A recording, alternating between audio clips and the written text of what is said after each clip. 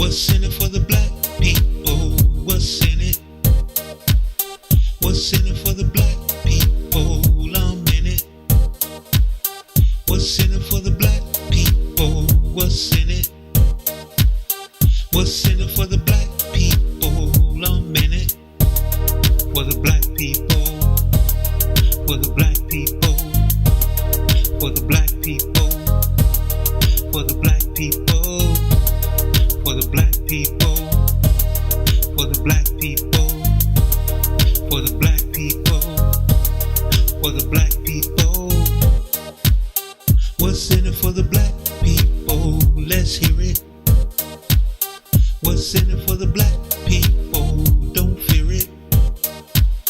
What's in it for the black people? Let's hear it.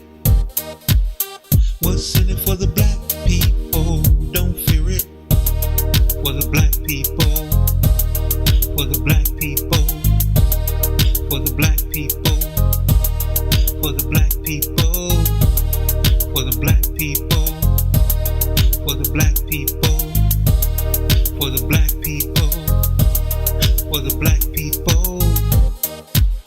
What's in it for the black people? You know it.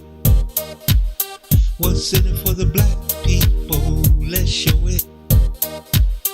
What's in it for the black people? You know it. What's in it for the black people? Let's show it. For the black people. For the black people. For the black people. For the black people. For the black people. For the black people. For the black people.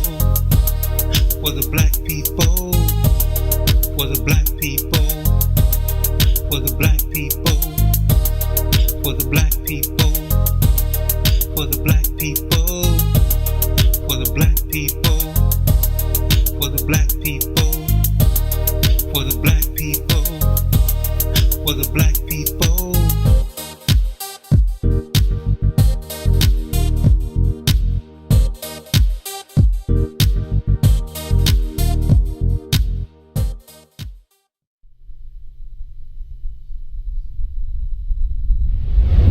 Come all the way with me.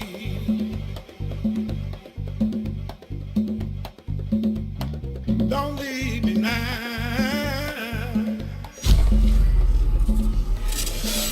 Church Chicago's Power Hour. Yeah. I'm your host, Angie Mims, and Terrence Keys, TD, a.k.a. Terrence Daniels. do you believe that God's going to turn it around? I got to. Definitely. Why? Why? Because he's did it before. Come on. And he'll do it again.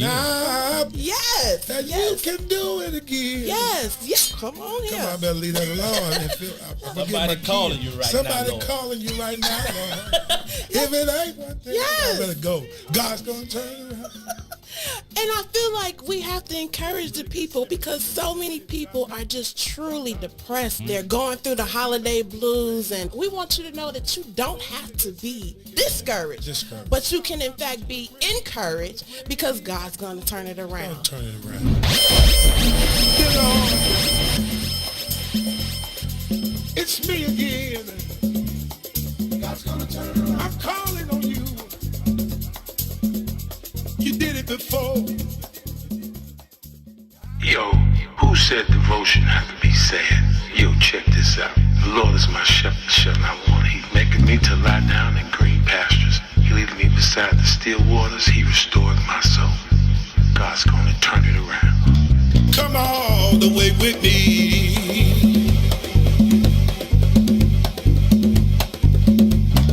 Don't leave me now.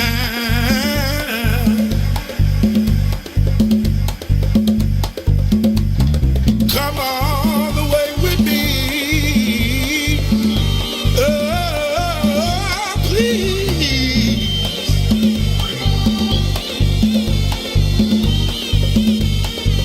Please. Please don't leave me now. Please don't leave me now. Please. From glory to Gethsemane to Golgotha, Thou got to the grave, from the grave back to glory. Glory to Gethsemane, Gethsemane, thou got to the grave, from the grave back to glory. Glory to Gethsemane, Gethsemane, thou got to the grave, from the grave. Glory to Gethsemane, Gethsemane, thou got to the grave, from the grave back to glory. Oh yeah, oh yeah, oh yeah. Come all the way with me. Don't leave me now. Come all the way with me. Oh, please.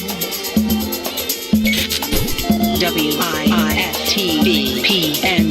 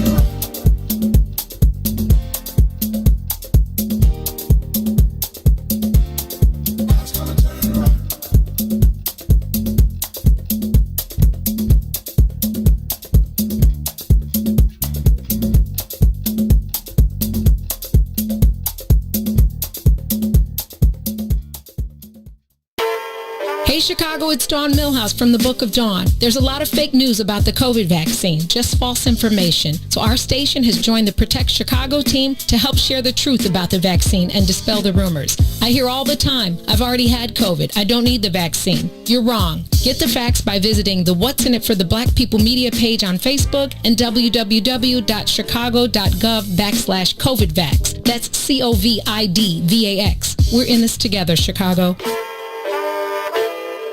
You are listening to the most dangerous show in the morning. This is What's in It for the Black People Radio. Maze Jackson. Maze Jackson, the most vociferous advocate for black people in the world.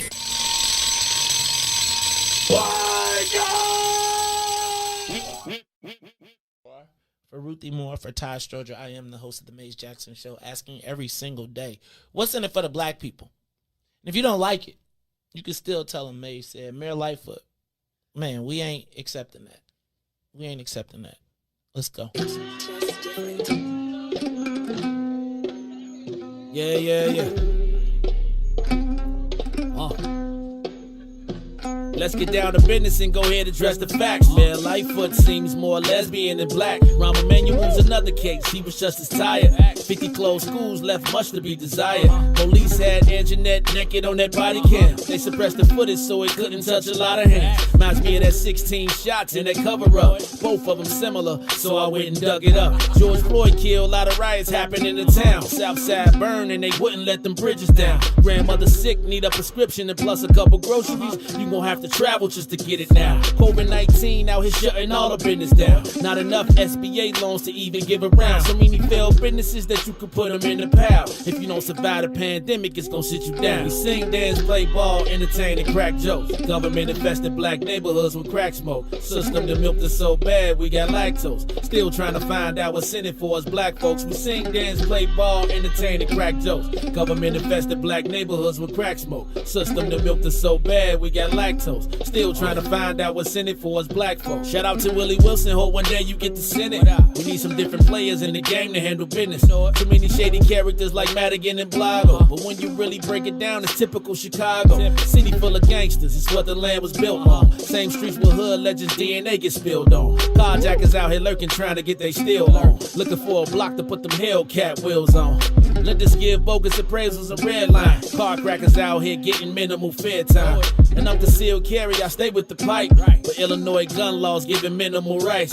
Stay up on the swivel, make sure I'm moving tight. Check all of my mirrors when I pull up to the light. Pick my homie up from out of town, man, he caught a flight. He was hella nervous, told him, shorty, this a way of life. We sing, dance, play ball, entertain, and crack jokes. Government infested black neighborhoods with crack smoke. System that milked us so bad, we got lactose. Still trying to find out what's in it for us black folks. We sing, dance, play ball, entertain, and crack jokes. Government infested black neighborhoods with crack smoke. System that milked us so bad, we got lactose. Still trying to find out what's in it for us black folks.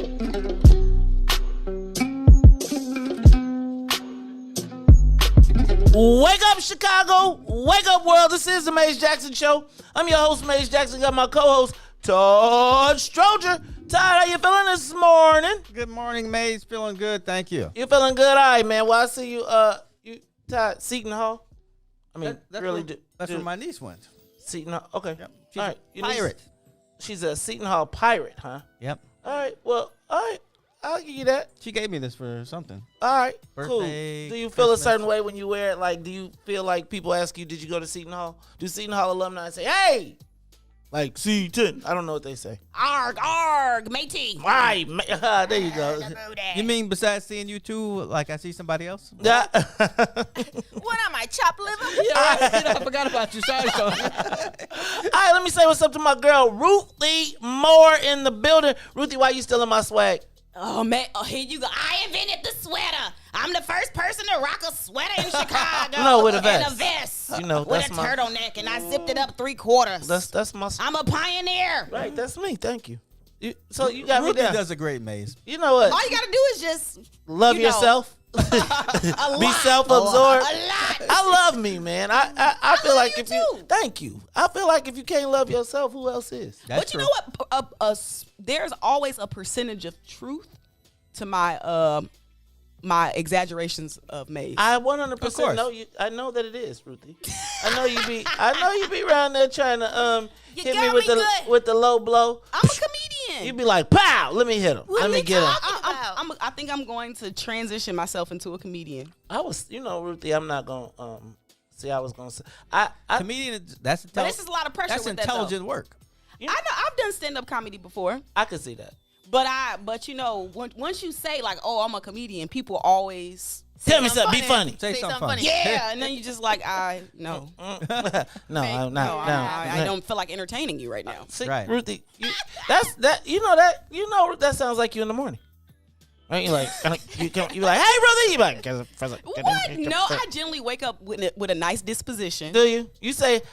You do come in the morning. You do come in and say hi, but it's not easy. Like y'all get better than what people who know me for real get, because the mornings I'm not. These hours are just this is my alone time. I'm up talking to y'all. Well, we appreciate you. Thank you, morning. Now, speaking of, check this out. If you all are watching Facebook Live right now, you getting a sneak peek. because Sonia Escobar. If you're watching, and let me say something else. Let me pause for 1 minute and give an extra big superpower shout out to YouTube. What's up? Speaking, and you know what? I gotta put the YouTube TV up because Ricky Hendon donated the money for us to have a YouTube screen in the office. Ricky. That Rona money. The Rona money got us a TV. Thank y'all. So we got to get a YouTube screen because, can I tell you, yesterday while we were dabbling in Facebook, there was almost 150 people watching us live on YouTube as well. That's how I watch with the media when I'm not here. That's because you be lurking. That's because you be trying to be anonymized. I'm in the comments. Hey guys, I'm watching you.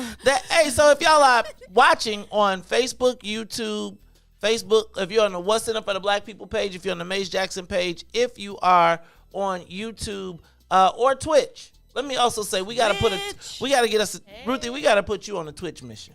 I like video games on Twitch. See, I think what we gotta do is make you the in charge of Twitch and get us going over there, because it's like we get like put me in charge of nothing. Ruthie, we put you in charge of everything because you know you like the militant general. I'm telling you, she come into the meeting with her beret on, like, all right. No, I am like super duper chill. Ruthie, I believe it until it's time to go to war, and then it's like, what you say? Well, that's anybody, right? Not really. Oh, you know what I'm saying? I'm glad we had to be like, Todd, wake up! Listen, I'm glad we got the Sonia cam today. The Sonia cam, the Sonia cam is back. Actually, it's gonna be a bunch of cams now that I done got the things working. Yes. Shout out to Ricky Henry. Actually, Sonia, we're gonna probably get you a little robot cam going too, and then it's gonna be like, and then it's gonna be like everybody got their own little thing. Then what we're gonna do is we're gonna play like those video games where there's squares. And put the people up. Oh, like Hollywood Squares a little bit? Yeah, like Hollywood Squares. I love Hollywood Squares. Okay. So, hey, y'all. So, it looks like we're all locked and loaded. Maze, you good? You got your chain on today. You ain't trying to... Good morning. I got my chain, I actually been wearing my chain a little bit. Good morning to Sonia, you know. I didn't. Not really. Yeah, really, I did. I said, hey, Sonia, how you doing this morning? Yeah, but you went right through her. No you time. You didn't give her no time. Okay, Sonia, I gave her a camera. See me. He didn't finish saying good morning. You know. Okay. Ruthie, more good morning, sunshine. How are you, lovely? I'm all right. It's Wednesday. It's Wednesday. So it's Hump Wednesday. We almost there. Hump. We got to get over the hump. We got to get over the hump. Yeah. The Humpty Dance. It's your dance. Do the hump. Hey. Todd, did you do that Parliament album was great. I could listen to the whole album. That was... You started with Parliament, but you just probably didn't know it. What part? When you said "got to get over the hump." Oh yeah, I did know that. My cousin David. I'm telling you, I used to see them going. I used to be like, "What are y'all doing in that room in there? Open the door. What is that smell?" And my Aunt Mary Lou beat. No, I'm just playing. David was like, he was the band major. All right, y'all. So wait a minute. So let me make sure nobody's sensitive. Ooh. Todd, are you okay? I'm a little bit in my feelings, but I'm okay. Okay. Ruthie, are you okay? I could use a little bit of more internal processing, but we can move on. Of course. Sonia Escobar, how about you? Smiley face. All right. Well, then in that case. Wait, you good, bro? I am good. You mentioned that I was wearing my chain. In case you haven't noticed, I've been wearing it kind of a little bit. I saw it yesterday. I've been on sometimes when I need to put the superpowers on, right? Because I feel like a little swaggy because I got to handle some business. And actually, I put it on and then it's like I grab it and be like, ta-da! And then it's like, then I put it away for some months. Right? And then I might come back to it like when I need to get a burst of energy. But right now I'm on a tear streak. Ooh, okay. Like, so I'm trying to get it. We gonna be all right this year. I'm telling you, it's coming. All right, y'all, it's the Maze Jackson Show. Let's get this thing up to 60,000 feet. We are up, and away. All right, y'all, headlines. It is the third day of Black History Month. And by next week, we need to be doing some Black History Month vignettes. We got to be we're going to talk about this a little bit later. But Black History Month. I was just thinking, now that we got 300 channels, nobody watches Eyes on the Prize. No kids have to watch Eyes on the Prize. No kids have to spend a week watching all the civil rights movies, right? That should be a family affair. You know, we had Roots. Then we had Roots, the second generation. I didn't watch that one, but I did watch Roots. Then we had Roots, Roots to Chicago. No, I'm joking. They got real close with the second one. So I just think I want to talk about Black History Month. The bigs. I did watch the Cosby Show yesterday. It fit like a. How did it age? Huh? How did the episode age? Oh, I laughed the whole time. Matter of fact, I was like, wow, this episode, and I'm certain I'd say the same thing about a whole bunch of them if I'd been watching them. This episode reflects today. It speaks to today. You know, I was watching Blackish last night. First of all, I was watching. I do like that.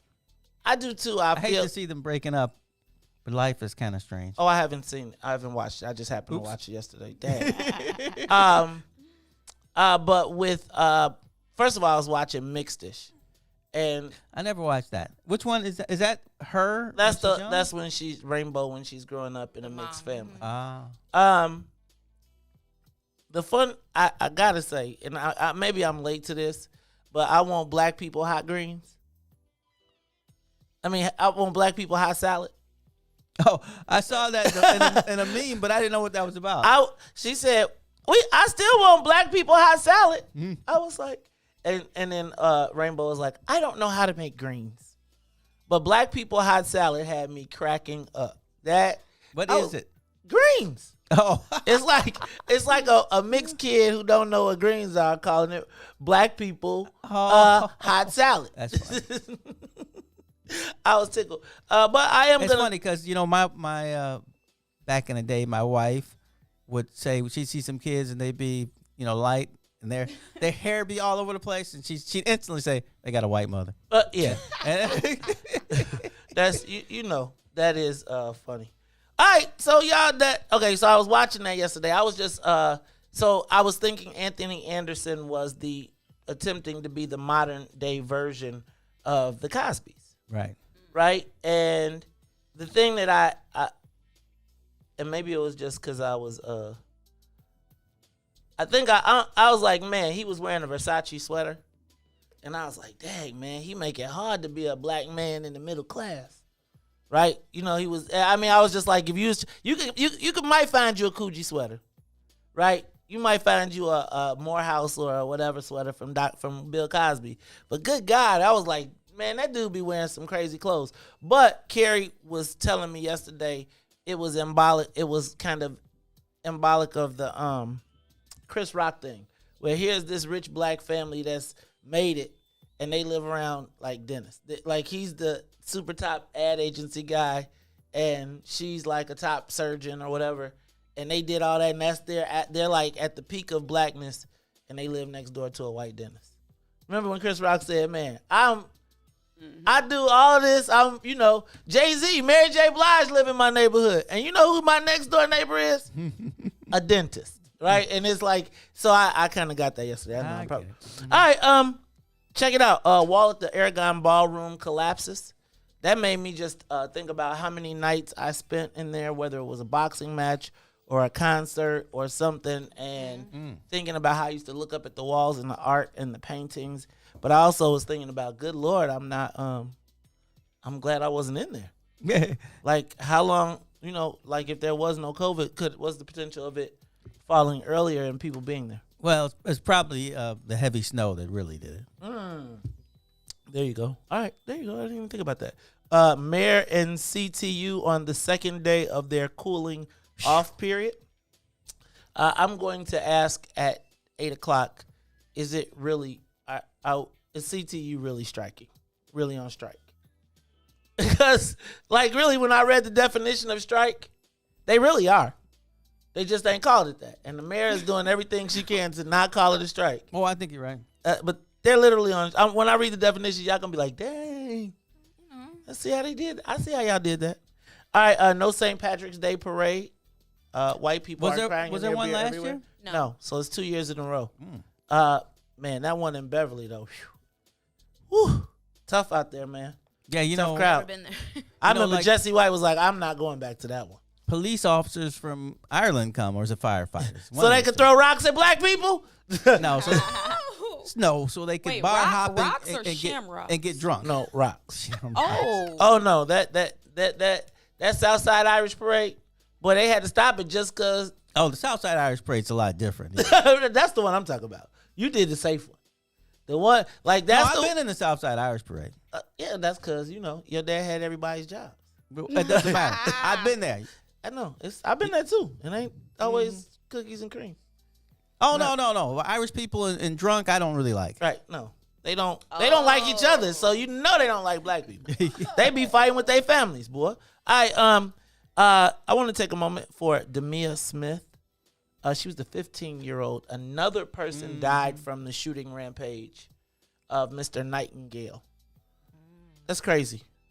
Senate Dems moved to virtual session. Senator Don Harmon has stated that they're not going to come back. They're going to work virtually. I think the House is going to come back and vote to make their rules that way, and then they're going to work virtually. Right. So we are looking at a virtual government now. Be interesting to see how that works out. Democrats plan to go it alone. No time for delay, dithering, or disruption, or something. He said. Chuck Schumer was on it. He used the word dithering. You know how far back you got to go to use the word dithering? Yes, because I don't know that word. You didn't watch Blondie? Mr. Dithers. Mr. Dithers. See? All right. Ruthie, you never saw Blondie, huh? never even heard of it. The cartoon. Blondie! Sonia, I know it's you've a at comic, least right? heard of it, right? Yeah, it used to come on Saturday morning. No, Sonia didn't either. I just know it's a comic in the newspaper, right? That's exactly That's right. it. You know what it is. And the then, Trib. And then they used to then saw it became the a TV. They did a TV black and white series. That's why. No, it's not a TV series. No, it's a TV show. It was movies. Yeah, there were movies. Yep. I remember Back in the day, they'd be shorts, as we call them. Channel 32. They'd show them. Yeah. Actually, they weren't a short because it was like a Yeah, you're right. It was a real 2-hour movie. movies. Right. Yeah. Yeah. All right. Blondie. Oh, black and white. I loved Blondie. Mm. I watched one about 6 months ago. Blondie! They went to college. You know what? I still want that Dagwood sandwich. Oh, my goodness. Man, I went. Just looking at it makes me full. I went to a basketball tournament with my son one time, and you know, sometimes when you're in the in-between time, you drive around and you find a place. And I found this place, and they made a Dagwood sandwich. Ooh. And when I tell you, it was epic. You ate it? The whole thing? Yeah. I mean, I ate it over 2 sittings, but it was really good. I mean, I couldn't imagine, but I just had to order it because I was like, a Dagwood, where are you going to get that from? Yeah. All right, man. Yeah, as you missed Ruthie some and Sonia are like, ladies. what show is this we're on? I have no idea what a Dagwood is. Okay. Google it. Pause for a moment.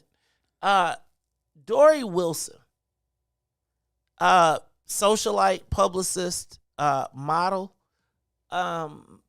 She passed away Monday at 77 years old.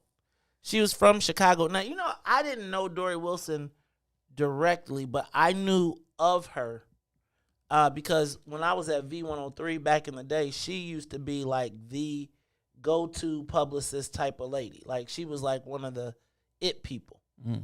And it's just, you know, so she passed away, and I want to make sure that we show her some. I'm pretty sure. I saw her face. I was like, she looks familiar, but I don't know why. I mean, I think that, you know, she's not as she wasn't as active as she was. Mm-hmm. But like in the late 90s, I mean, Dory Wilson was like, man, you say that name, and it was like, bing, bing. So respect to her and her family. Rest in peace, Miss Dory Wilson. I want y'all to see that there is gaming in the news again. 2 white rich guys battling it out over tens of millions of dollars at video gaming cafe over video gaming cafes. Okay, so now in case you don't know, video gaming cafes, those are like the video gaming terminals. And, you know, they got these big old stories about them fighting over $34 million. And, you know, you got my property and $2 million. I overpaid you $2 million. And I got a $5 million settlement as part of my guarantee. And as I'm, you know, and they're writing the story like, they're writing the story as if it's like, you know, all these bad guys are fighting over these tens of millions of dollars. And I was just thinking about the tens of millions of dollars. Mm-hmm. How many of them tens of millions of dollars are coming out of the black neighborhood? Right? And then as I'm looking at these tens of millions of dollars that they fighting over, that they, you know, they trying to they're saying how terrible these guys are, but my thing is, but they still making the tens of millions of dollars. Yeah, they're gonna make it. They're fighting over how rich they're going to be out of our neighborhoods. Like, I'm not saying no white people gamble, because trust me, Lord, when I tell you white people gamble, yes, they do. But when I see all of these places in Harvey, in Markham, in the suburbs, in black neighborhoods, in the back of the gas station, and I realize that ain't no black people getting none of that money, but putting money in the machines, it's like, I get so tired of reading these stories, and they be writing them as these dudes be living in multi-billion-dollar mansions. Like, Joe, I'm just telling you, I met one of these guys. They film Empire. Think about the irony of this. Empire, which showcases wealthy black people. Mm-hmm. Let's forget about the content. Let's just talk about the stuff they got. Let's just talk about the crib. They go to a rich white guy's crib to film black people pretending to be that rich. Off the money they making in our when you put it that way. Yeah, I'm saying, like, think about how many black people watch Empire. And when you watching the house and you watching the crib, it's a white guy being like, "Hey man, you're black. You know that Empire stuff, right? You know that show Empire? That's my house." You're black. Cause you know it ain't nobody black with no crib like that. Making that money. Just think about the fact that of all the money, I was just thinking as I read these articles about people fighting over money. Mm-hmm. You know what I never see in them? Black people. So, you can talk all the smack about, they talk all the smack about this guy's a bad guy, he's got ties to this, he does that, but they still getting rich. Right. And ain't nobody stop. And here's the kicker. Is more? Yeah. There's no black people. Like none. And nobody blinks an eye. And nobody blinks an eye as these chumps is arguing over $34 million a year. Mm-hmm. A year. You know any Negroes that's arguing over $34 million a year? I think we could, if there was $34 million, I could figure out a way to work with the other black people around me. Come on. And they talking about two people. Imagine they be riding through your neighborhood, be like, I got that. But really, if they fighting for 30 now, you know the upside is probably 300 million, or they got plans. Well, yeah. but they're gonna upside. Well, the upside is when the casinos come, then the casino's gonna want to buy them out. Which means either what? They get a piece of the casino, mm-hmm. or they get rich getting bought out. Mm-hmm. Or they get a combination of both. Now imagine how many Negroes got left out. And then what they're going to do is offer up pieces of the casino to minority vendors but you got to come up with $200,000. What Negroes got $200,000? Shoot, what brothers got? They say the average black man got what? $1,500 in savings? So who got the money to buy into the casino? Nobody. Except the people that's already rich. Right. Which then becomes what? Equity. Which is what? White people getting rich. Because they go, why they want you to have $5,000 investment in a casino? So they got to pay you. Why? No, there's no reason. I've seen it in other businesses. They want everything. Stay tuned for the Black Wealth Initiative. The Black Wealth Initiative. Like, there's too many industries that are opening, that are building, that we need to crack open and find our way in it and say, okay, this is our lane in this business. Y'all, you got to read the article in the Tribune. Not because you care about the people. These chumps is arguing over $34 million. You know any black people arguing over $34 million? You know what black people are arguing over? What? $25. Hey man, you don't $1,000 to get you hit out here. I hear you, Maze. I was going to ask you if I could hold $20 after the show. You just lucky today I happen to have cash. So I'm sorry. I didn't mean to go on a rant, but I do feel like oh, you're right. I get tired of watching people get rich on us, and we don't get no pieces or no parts. Yeah, because most of the time we won't even be knowing what be going on. We be We're behind. in the dark. So by the time we catch up, they already done broke ground on the casino. Yeah, right. People and already these walking people in. that already litigated their lawsuits and got their position and they ready. Yeah. Okay. Knowledge is power.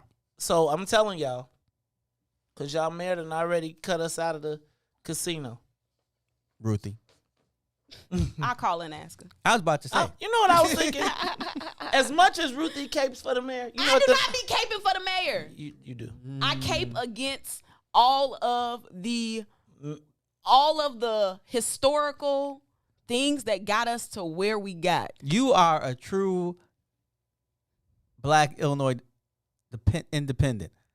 I've seen this like all my adult life where the independents are like, I'm railing against the establishment and I don't care about anything else that happens.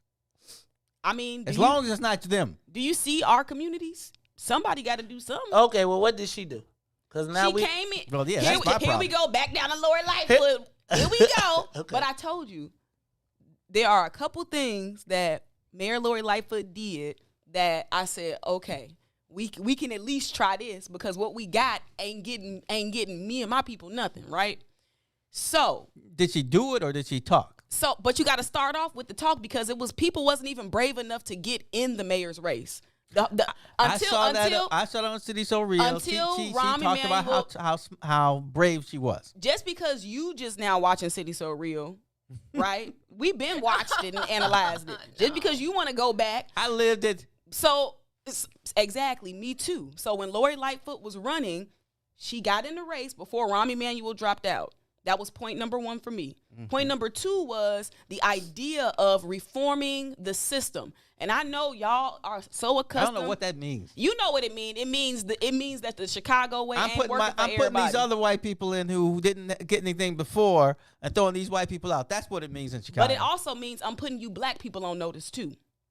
Notice. Forget notice. Put me in a job. I want to make some money. I want somebody to make some money. No, Todd. As a person who is disenchanted. Thank you. Bolingbrook. Disenchanted from my elected officials. Somebody had to step in. Disenchanted with, actually, but yes. For, disenfranchised, dismayed, denied, whatever. They disorganized, disinvestment. I could do a lot of these. The only thing she did was say, y'all bums. That okay. I need more than that for me. But that's maybe it's because I'm older than you. I need more. So it's bigger than y'all bums. It's the whole system is bumming. Lori Lightfoot came in, the whole system is bumming. Now we can say yes, reforming, getting some other white people rich. Okay, fine. I'm okay with your definition of reform. That's your, he took that from you.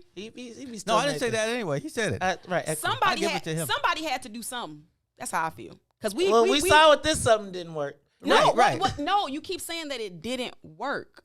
I believe that right now black people are in a stronger position to do what? Politically.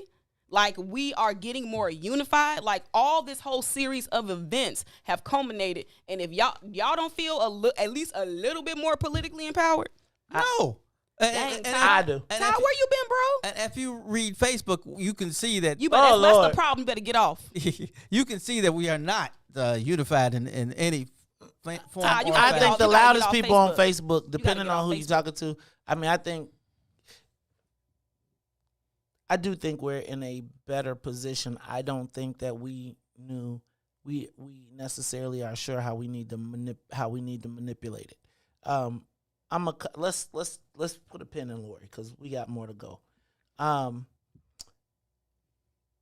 to distribute COVID vaccine as well. It seems like it's gonna be that makes in sense. a minute. You're gonna be doing shots. No. Remember we had the guy on and he was talking. Oh, about the medical. Yeah, I mean, I think that because healthcare, The Walmart pharmacies. but that Super Walmart has a healthcare center in it. Yeah. And I think what you're gonna start to see is these big pharmaceutical companies merging with insurance. It'll be interesting to see now with the way that the government is. But healthcare is the big new business, right? And COVID is just done. Everybody want a piece of the COVID money now. Like, how much money you think they get paid to distribute the shots? How much do they get to mark them up? What's the insurance pay for? I'm not tripping, but I do think that we also, when we talk about Black Wealth Initiative, right? How are we going to participate in the multi-billion-dollar healthcare industry that is exploding in small communities around the country, around the state? How are we participating in those as well? We'll talk about that some more. Let's go to, it's actually time to move on. Social media question of the day. Sonia, can I get a big voice on this one? It's time for the social media question of the day. All right, y'all. I was listening to the Bigs. And the Bigs was not feeling Black History Month. I think the gist of the argument was that there's got to be more, right? Like kind of, I don't want to minimize their opinion, but I do feel like they was kind of like, so what? What next? We got Black History Month, but what does it really mean? What are we doing? And I thought that as I listened to it, I was screaming, but I was working, so I couldn't fully absorb the whole conversation. So I kind of dipped out. I was screaming at the door, and then I said, I ain't gonna never get nothing done if I stay doing this. But I said I wanted to come back to it because I do think that it was symbolic of the lack of emphasis on Black History Month. I was joking earlier when I said that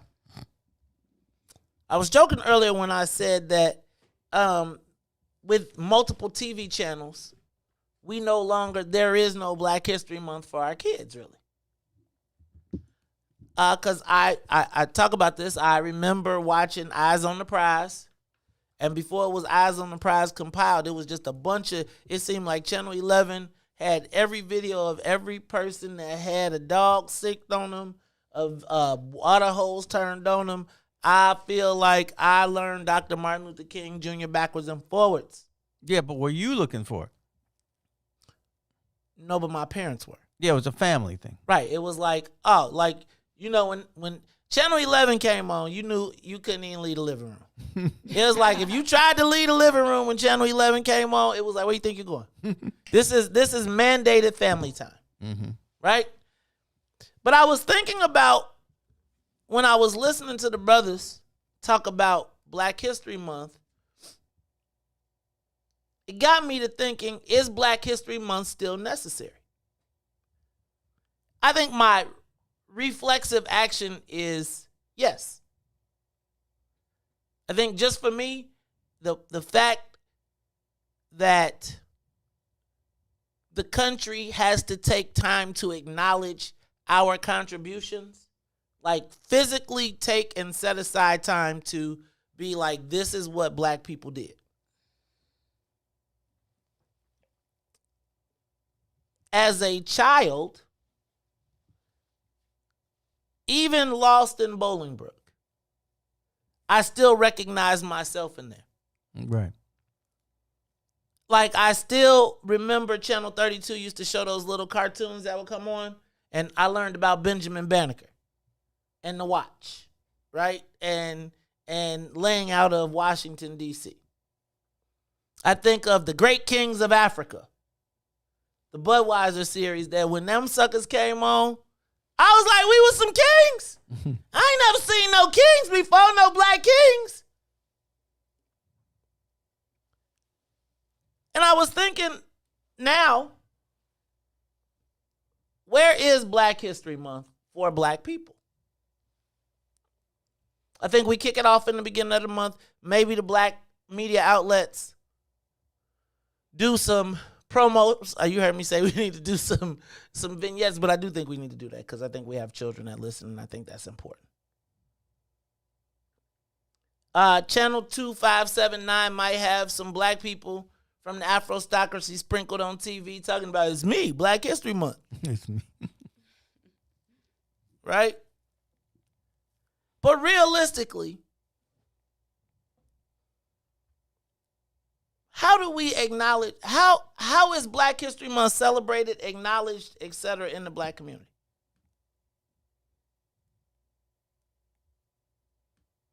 How do you acknowledge it in your house? I'm going to be honest with y'all. I'm not the Kwanzaa guy. I mean, I do the days with y'all. But the Kwanzaa thing, I never really adopted that. Black History Month, I remember being a kid and we used to have to put our heads by the wall and make the black silhouette. And then all the black kids in the hallway had their black silhouettes in the thing. And your parents came to the hallway, came to school, and there was a Black History Month program. That was when I was at St. Anselm's. Mm-hmm.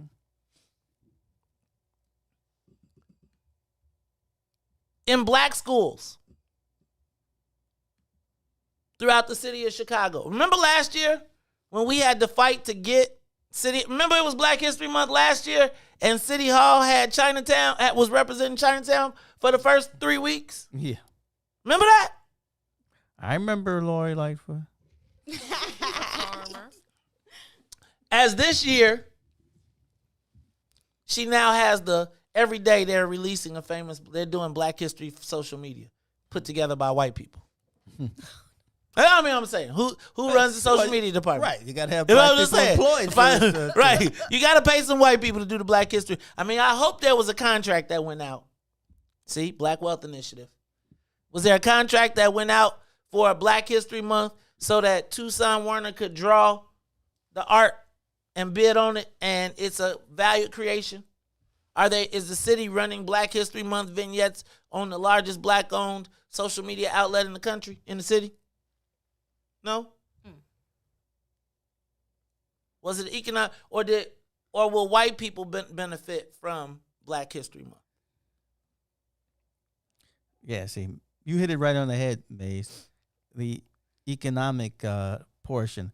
So they will do a lot of things, but we won't be the people who are doing the creating and getting paid for the work. Or we'll go to the white agency, and the white agency will hire a black person and give them a salary like they did for Black Friday. Mm. See, that's your girl, Ruthie. I seen you over there nodding.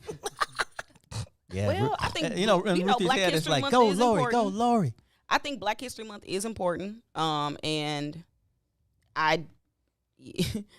it's I think it's like you said, Maze. It's a lot of different content that people can kind of engage in, so it makes it a little bit harder to quantify it. And I think in schools are places where young people learn a lot about Black History Month during February. But I do kind of feel like black people, and I've said this before, everybody else know how to take their culture and sell it back to white people, and we don't own our culture. And so I seen more Black History stuff at Target this year that's sold out, that's like hot commodities. But what about black businesses that's been selling that same type of merch for a long time? And so I am concerned about them taking our culture, like some of the small parts of our culture that we celebrate, and selling it back to us. Like Juneteenth. It's coming. They finna sell that bad boy like a mug. I told y'all about Juneteenth already. Y'all like, no, we need to. No, we don't. Because I'm telling you, the first Juneteenth bar crawl, we going to be feeling some type of way. It is a Juneteenth bar crawl, but it's black. For now. Until they get the trolleys. That's like the chosen. Right. Look, they going to get the hookup. I think, okay, so how do you acknowledge Black History Month at the crib? I'm going to be honest with y'all. I'm in trouble. I am. I mean, you know, I'll be like, you see that boy, that's black. You know that? A black man made that. But I'm doing that all the time. But I don't know if I have personally, and I'll be honest, I don't know if I have personally emphasized Black History Month in my own house. I think that I left it I wouldn't say that Black History Month was emphasized in my house growing up, but Black History Month was acknowledged and emphasized at my schools growing up, even though I went to white schools, right? Like, I almost feel like they kind of went out of the way so that they could justify all the bull crap that they did the rest of the year. But how do you acknowledge Black History Month with your own family? You know, what say you, Todd? What do you do with the kids? What y'all do for Black History Month? That's a good question. I'll have to ask my wife. Because she probably handles the programming. I think, I spend the year being, I'm black, y'all. So it's kind of, it'd be redundant. I just probably do the same thing I do all the time. I don't remember doing anything, like ceremonial. Right. I mean, like you, I grew up in schools that, they took Black History Month seriously. Yeah. I would say that at Northview, when they got an influx of black people and BJ Ward, and then I think Black History Month during my high school time was almost like the time when we was like, screw you white people, it's our month. Get out of our way. It was like Black Power Month almost. Mm-hmm.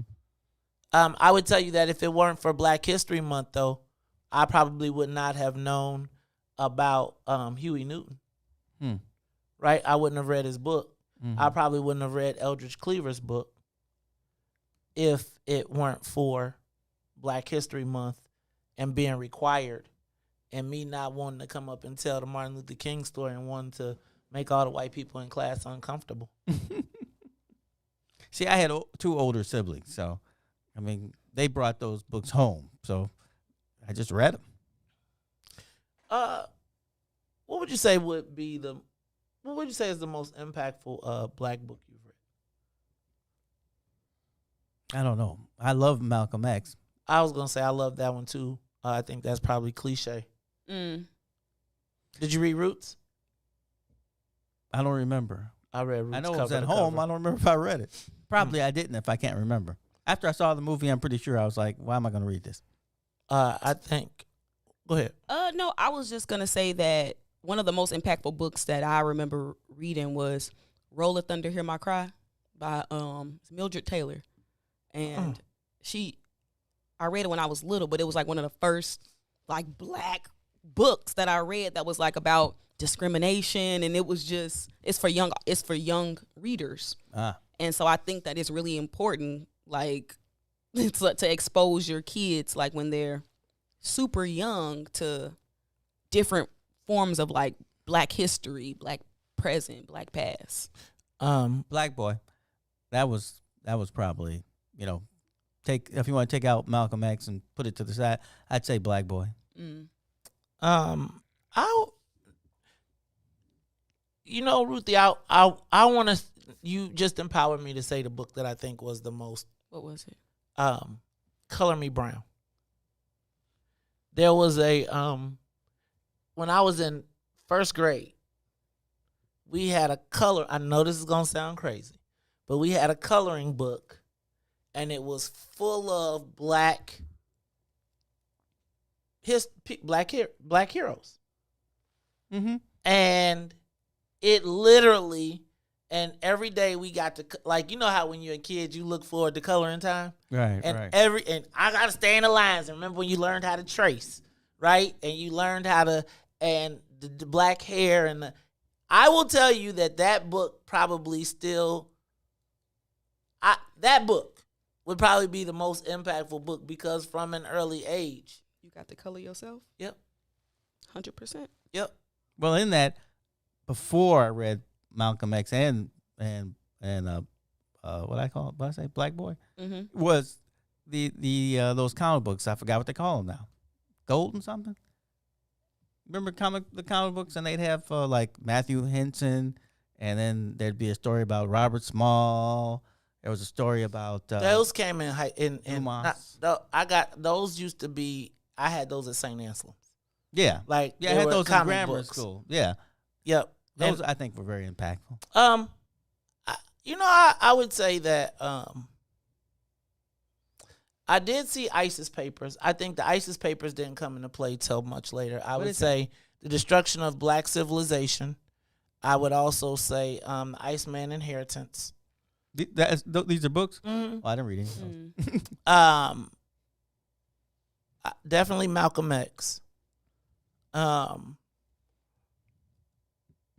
But I just wonder, are we equipped? Like, what's Black History Month like this month for kids, for black kids? Like, what is... I mean, this is kind of like really their first pandemic. Remote, yeah. This. So I'm not tripping on it. I'm saying, though... It's different. But even as we move into this space, right, how are we going to deliver Black History Month to our youth? Like... I say it's all about family. If your family isn't putting something together, then it's going to go right by you. You're doomed. See, I feel like Black History Yeah, you are doomed, to be honest with you. It also empowered us. Like, and I put it with an ED just because, we in a different time now. COVID or whatever. But it empowered us in our blackness in those spaces where we necessarily couldn't always be black. So like, you felt okay, like, about blacking out. We used to black out, like, in school. We used to use it as a time to express what we thought was our history, our culture. We did things like, we would demand to read certain texts. We would, we demanded a moment of silence for Rosa Parks. It's Black Power Month. We felt empowered, but I'm not gonna lie, we used to joke around with it a lot. When we were kids, just being black, and we used to make white people mad. We used to talk about like why y'all get a channel like BET and why can't just engaging in those types of like rhetorics, and it empowered us to like debate and just want to just be black. Yeah, I think that Black History, very much so. I think Black History Month. You make them say it at work now as an adult. You gonna happy Black History Month, particularly in the environment that I grew up in. I do believe that Black History Month was an empowering time, and I don't know if we always expressed it historically. We might have expressed it in our version of it urbanly, right? It might have been, we want to dress this way, we go act this way. And white people couldn't say nothing because it's February. It's February. It's Black History Month. Yep. It's kind of like a pass to be black. It was the black pass. In such a hostile country. Yes. All right, y'all. Well, we did. I think we did something like that, except we weren't as radical as you kids wanted to be. But, right. Yeah. You pulled your pants down. You pulled your pants up a little bit. Yeah, right. We didn't pull them down. We were like, we need to flood. All right. Well, look, y'all. This is the Mace Jackson Show. When we come back, I did not mention this, but did you all see the story that Gilbert Villegas, our friend Alderman Gilbert Villegas, former chairman of the Latino Caucus, also Mayor Lori Lightfoot's floor leader, is out. I saw that. He stepped away, said he needs to focus on the ward. Boy, but when you read the stories in the paper, committee that he leads. Right. Scathing stories in both newspapers, though. Oh, really? We'll talk about it all when we come back. It's the Mace Jackson Show. The Mace Jackson Show will be back after this break. Hey, Chicago, you know we've all been impacted by COVID, especially in our communities. Help protect Chicago. We need everyone to stay safe and get the facts about the COVID-19 vaccine. Visit the What's in It for the Black People Media Facebook page and www.chicago.gov/COVIDVax for the facts. Introducing your trusted source for high-quality black emojis, better known as Blackmoji. We believe black is beautiful, and that beauty should be reflected in the digital market. Now there is an app that does just that, starting with Black Greek letter organizations. Blackmoji D9 offers more than an emoji app. It is a cultural experience of black excellence.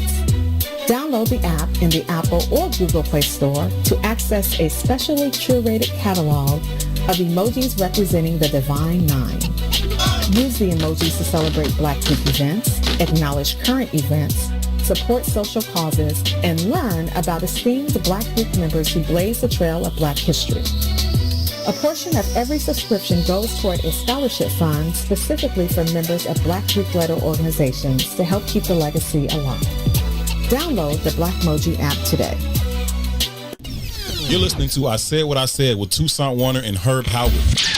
We have a very, very special guest, man, joining us on today's show. Walter Beach, he's my godfather and one of two of the dopest black men I've met in my entire life. This is how I always introduce myself. I'm black in attitude, I'm black in behavior, I'm black in belief and thought, and I'm African in spirit. I accept and acknowledge the fact of my African self being intuitively and have developed the cognitive strength to function as a black man in America. As an African black man, my hypocrisy manifests as silent rage. I must decide what my relationship to racism will be. Only I can say when and where I enter my manhood with quiet, undisputed dignity, without violence or special patronage, asking no quarters, and giving no quarter. When and where I enter, I take with me my people. That's what the sovereignty that Toussaint was talking about means to me. I'm a sovereign human being. And like he was talking about in that point that we made in Amistad when we was talking about all of our species demands to be free. They may not have the power to prevent it, but they just demands it. And that's what they do. That's what the struggle is about.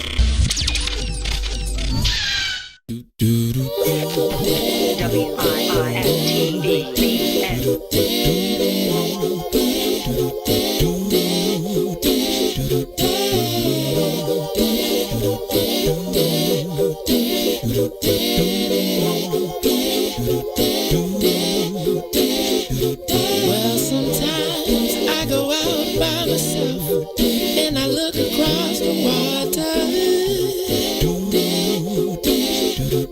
and I think of all the things, what you're doing, and in my head I paint a picture. Well, since I've come home, well, my body's been a mess, and I miss your ginger hair and the way you like to dress. But won't you come on over? Stop making a fool out of me. Why don't you come on over, Valerie? Valerie.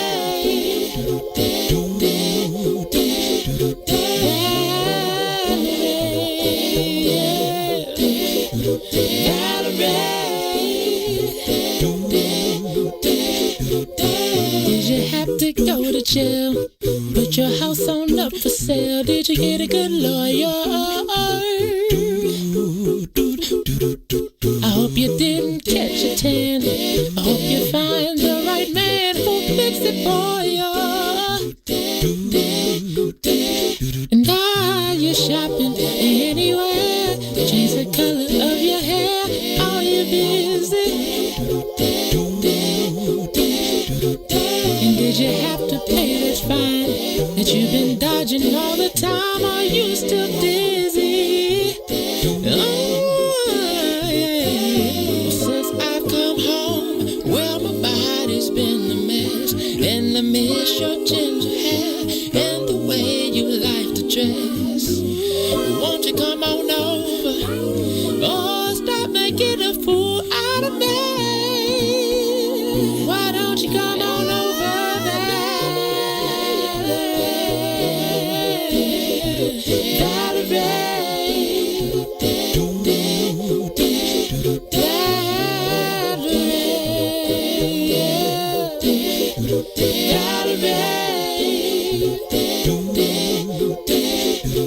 Well, sometimes I go out by myself and I look across the water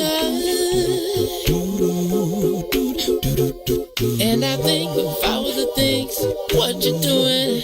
In my head I paint a picture.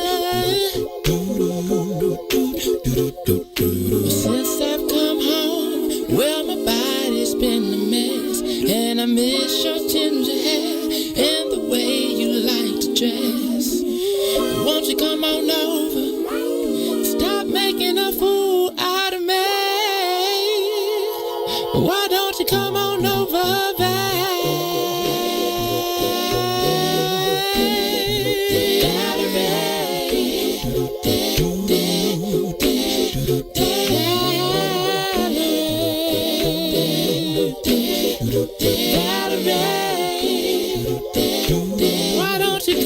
Silver Valley.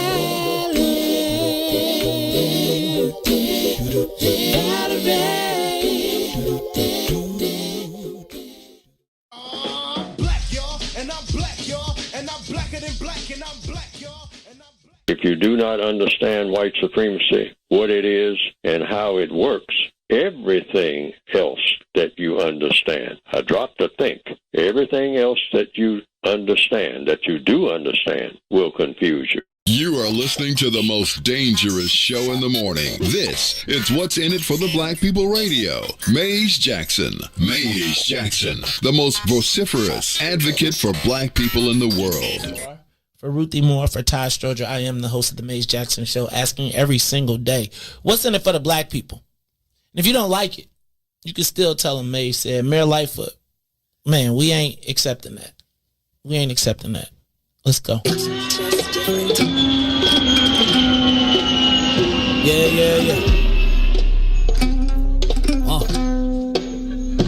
Let's get down to business and go ahead and address the facts, man. Lightfoot seems more lesbian than black. Rahm Emanuel's another case. He was just as tired. 50 closed schools left much to be desired. Police had Anjanette naked on that body cam. They suppressed the footage so it couldn't touch a lot of hands. Reminds me of that 16 shots in that cover-up. Both of them similar, so I went and dug it up. George Floyd killed, a lot of riots happened in the town. Southside burned and they wouldn't let them bridges down. Grandmother sick, need a prescription and plus a couple groceries. You gon' have to travel just to get it now. COVID-19 out here shutting all the business down. Not enough SBA loans to even give around. So many failed businesses that you could put them in the pile. If you don't survive the pandemic, it's gon' sit you down. We sing, dance, play ball, entertain, and crack jokes. Government infested black neighborhoods with crack smoke. System that milked us so bad, we got lactose. Still trying to find out what's in it for us black folks. We sing, dance, play ball, entertain, and crack jokes. Government infested black neighborhoods with crack smoke. System that milked us so bad, we got lactose. Still trying to find out what's in it for us black folks. Shout out to Willie Wilson, hope one day you get to send it.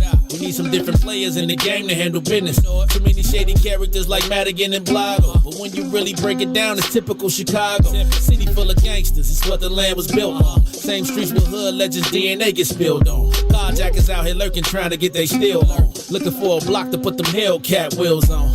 Let us give bogus appraisals a red line. Car crackers out here getting minimal fair time. And I'm the seal carry, I stay with the pipe. But Illinois gun laws giving minimal rights.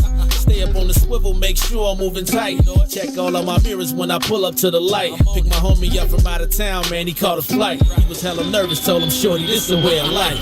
We sing, dance, play ball, entertain, and crack jokes. Government infested black neighborhoods with crack smoke. System that milked us so bad, we got lactose. Still trying to find out what's in it for us black folks. We sing, dance, play ball, entertain, and crack jokes. Government infested black neighborhoods with crack smoke. System that milked us so bad, we got lactose. Still trying to find out what's in it for us black folks.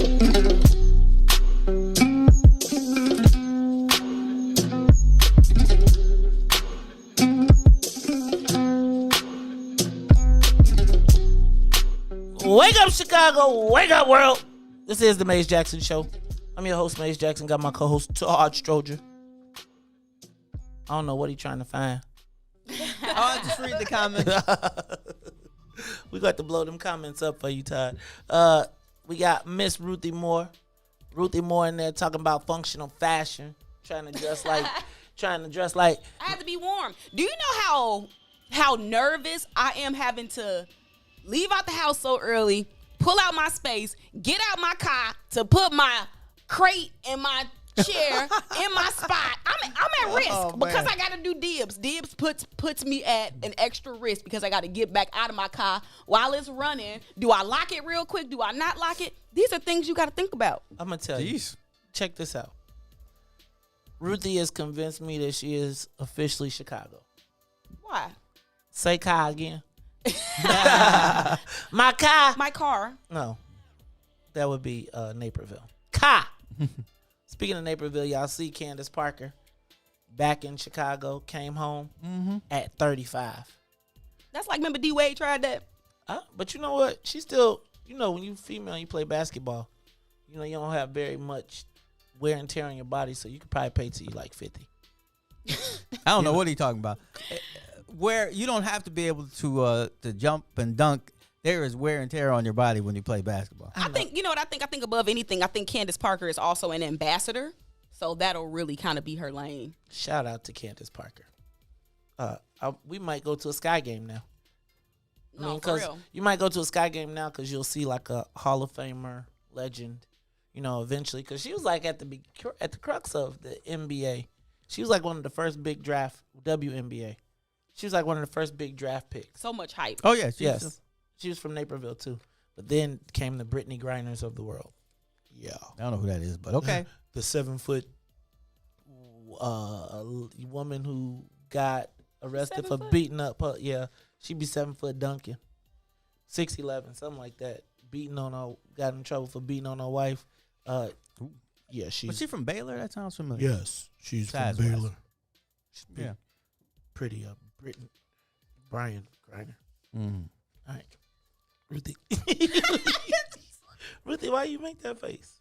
What face was that? Right. Huh? You ain't even right. I'm just. The Sky gonna be kind of good though. I looked at the lineup.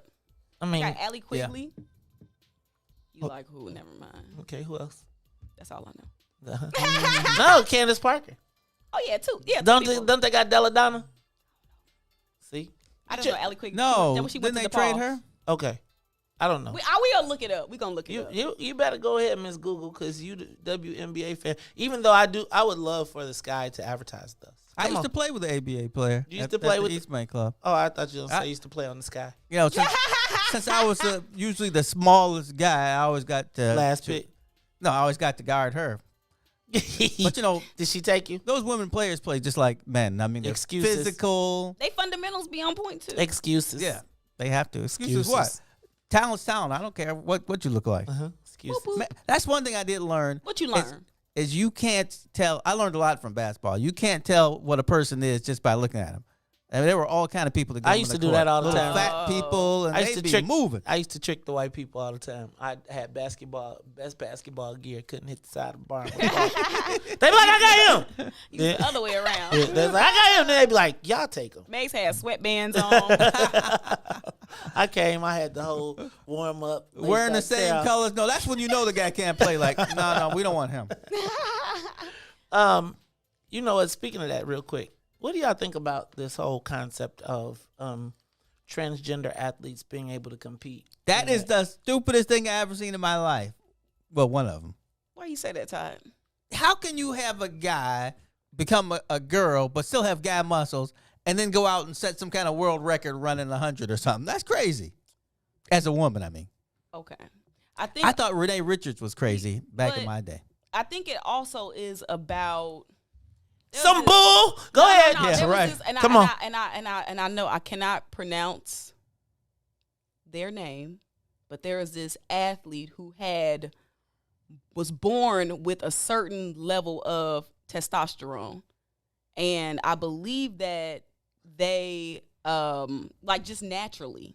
Oh, I read that somewhere. I think her name started with an S. Okay. And she had more, testosterone. So they kind of implemented some testing, and then they had to rescind it.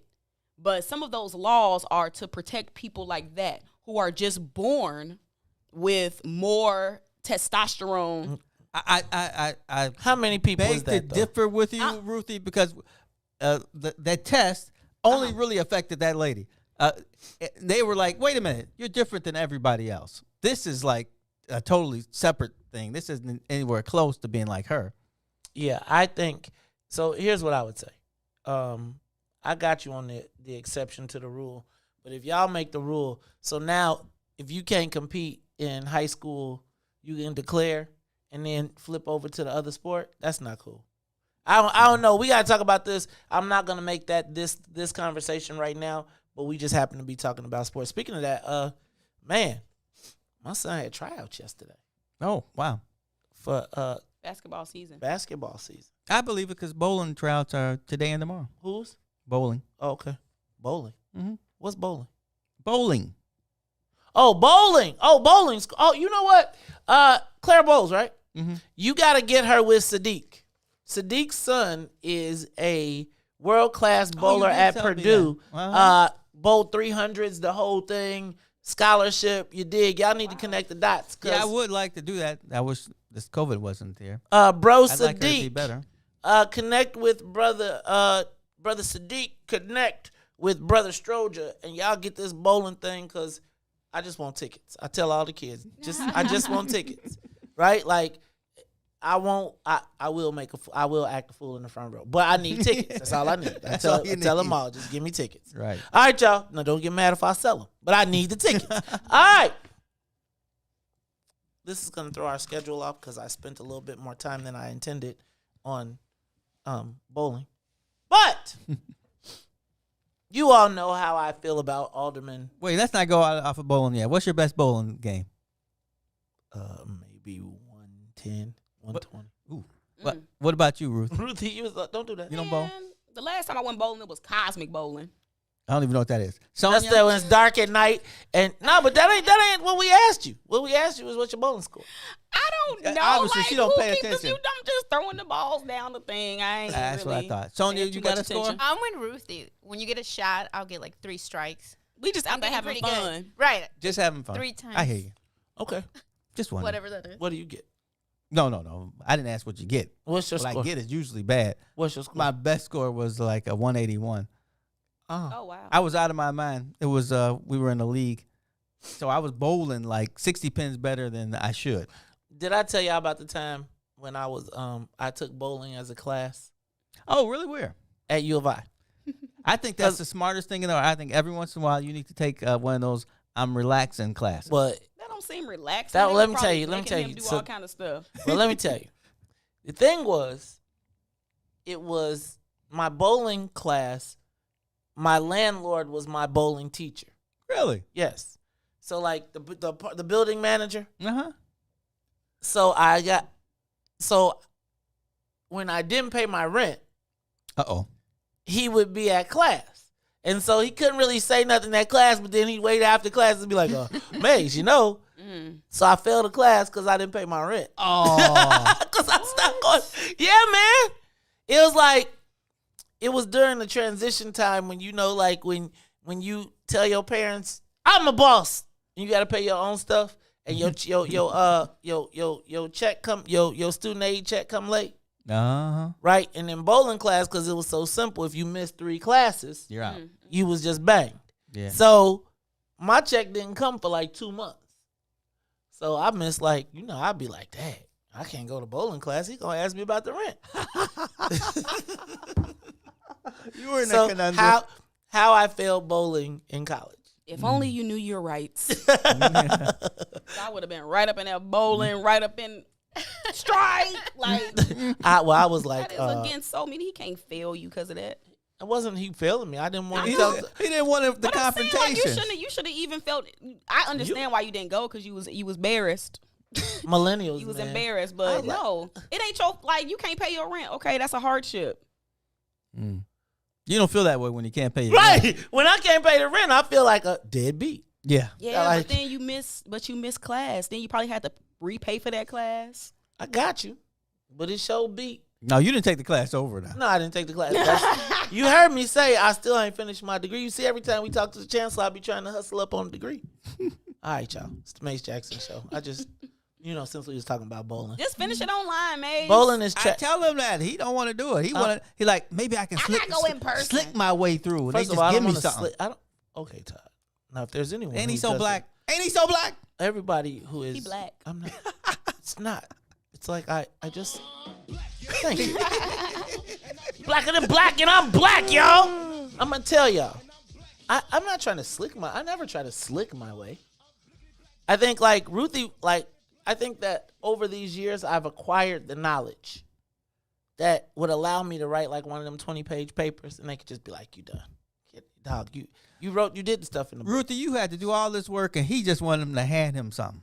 I'll write 20 pages. You know how that generation is. They don't want to work for nothing. Nothing. Don't believe it. Or unless I could have become.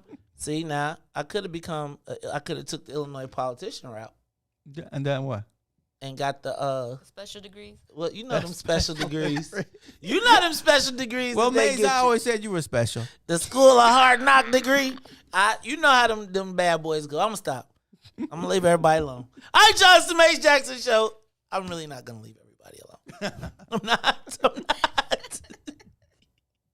What would we be if we left everybody alone? That's why they tune in. I said that yesterday. I think people come here for like knowledge, but they stay for just like the entertainment. Well, I think we're an entertaining group. I do. I think Y'all that. aight. See, Ruth, we're all right. Thank you very much. Put a period on that "aight," would you? All right. So, okay. Look, y'all. I'm trying to do a show here. Okay. Goodness gracious, what do you think this is? Like radio? Do y'all know what one of my best memories so far? Since we're not doing, no, Ruthie, what is one of your best memories since we're just going I really to enjoy eating that infused cinnamon roll, and then talking to Dr. Dennis Jackson. That was like the highlight of my career so far. Y'all Dang, were Dr. Jackson, we was That was like the high. Like, where else can you do that except well, on we May's gotta wait. birthday? We gotta plan for like Dr. when we. Jackson, I'm half baked. Girl, what y'all gonna do about the strike? Stacey, them tripping today. Stacey, them tripping. Dang, we did interview Dr. Jackson off of a. It was your birthday though. Like that was like the one I really enjoyed your birthday. Thank you. I did too. So that was like a highlight for me. Yeah. Thank y'all. I did. I enjoyed my birthday too. It was funny though. We was talking to Dr. Jackson, elevated. It was like, Tell Jesse to stand down. Tell him to stand down. Oh Lord, boy. I mean, think about that though. We did. Nobody else. That's like a problem. Now that's the first. Yeah. You know what? We should. That's what we should do for. So I'm really trying to get this cannabis show. We talk about it every day. So I talked to Danny Sorge, right? And but like, could you imagine if they did the interviews and we made them eat edibles like 45 minutes before, and then we got like politicians and everybody, because see, cannabis is legal, so it would be like a fun, And then I was gonna also say, is that like that show Drunk History? I didn't watch Drunk History. But the other thing I was gonna say, since we talking about this and since we're not following any type of script, Ruthie, you know what I think you should do? What? I think that I was gonna say this earlier, since you have a L on your cape. No, I do. I think, Ruthie, since you are the mayor's biggest champion, Speak your piece, May. Speak your piece. I think that you should get an interview with the mayor. Ooh. Like, I think that she should, like, she don't got to come talk to us, but like you one-on-one, right? Because I think that there is, because they be listening. So let me suggest this. I don't know if the mayor would ever probably sit down with me. She might sit down with Todd because they about the same height. She feel like I could take Todd. But I do think that maybe we should all petition the mayor. Like, we should do like a campaign and get the mayor to sit down with Ruthie one-on-one. Mm-hmm. Right? Because I trust Ruthie to ask the questions, and she won't be like, she won't be offensive, but I trust her to get the truth and not be like starstruck. Mm-hmm. Right? And but you can't eat no edibles before. But I do think that would be I think it would be great for our audience. It would be a great opportunity for them to talk to our audience in, I don't want to call it a safe environment. Because, you get to watch Ruthie. Right? She gonna offer the mayor some lemonade. Would you like some lemonade to go with that? Why, Ruthie, yes. But you got to be careful. Let me stop. I'm going to stop. I was about to go there, but I'm not. So, Ruth. No, okay. Okay. Just keep going. You almost there. Keep going. So, I think that we should encourage the mayor, like through social media, through phone calls, through our audience, because I think that the What's in It for the Black People audience deserves to hear from the mayor. I really do. I recognize that everybody in the whole entire camp is like, stay away from that Mays Jackson. But I do think that Ruthie Moore would be an awesome vehicle to have that conversation. And so I'm going to tell our audience, and look, I'm going to take, because it's not about me, right? I think even if it was like a Ruthie Moore sits down with the mayor podcast, right? And you sat down, whether it was on camera, whether it was off camera, but you sat down with her, even if it was for 20, 30 minutes. and had a real discussion about what's going on in Black Chicago. Because I'm going to just tell y'all, I don't think nobody's telling her the truth. I don't. And I think that when you are in the bubble, your people work to protect you from the outside world, because the protection from the outside world only reveals that they haven't been effective, right? Or what they're doing hasn't been effective. So I'm just going to say to the listening audience, to the world, and maybe we should type a letter up and send it and make a formal request, right? Ruthie Moore, 101, Mayor Lori Lightfoot. I think that should happen. What you think? Sound good. What you think, Ruthie? You think you would you be game? Sure. I think that it sounds good, and I would hope that the mayor and her team would consider the request. Thank you, Ruthie. What do you think, Todd? Oh, I think it would be great. I think Ruthie would be a great interviewer. Ruthie already is a great interviewer, but I do think it's important. I'm just telling y'all because they bleed. They bleeding out right now. The mayor's office is bleeding out right now. And by the options and by looking at the steps that she's taking, she is grasping. I would tell you that, as a matter of fact, the mayor has laid down her shield to the remnants of the machine. Okay, say that one more time. The mayor has laid down her sword. Let me back up. So yesterday we saw that the mayor's floor leader, Alderman Gilbert Villegas, resigned. Now apparently he gave her notice in December. Oh. And with a 1 month opportunity for her to find someone to replace him. Mm-hmm. He then yesterday... See, I told you, Ruthie, you just don't leave. He then yesterday released a copy of the letter that he gave the mayor's... Well, he didn't give it to the mayor's office. He wrote it to his constituents saying that he did not have the time to focus on being the city council floor leader. There was much more work for him to be doing in his ward office, as well as the 2 positions he was elected to nationally. Oh, wow. That was the story, the letter, and it was the tactic, the tact with which I think Alderman Gilbert Villegas always carries himself. There was no slight, there was no diss, there was no shade in the letter. It was a straight up saying, hey, I got to spend more time in the ward. And on my committee, because I believe that I can help save the city $200 million in the first year, right? You talk to Alderman Villegas, he is and I think part of the reason that he took the position, so when he got the spot, I thought it was kind of weird because he was rather green as an alderman, right?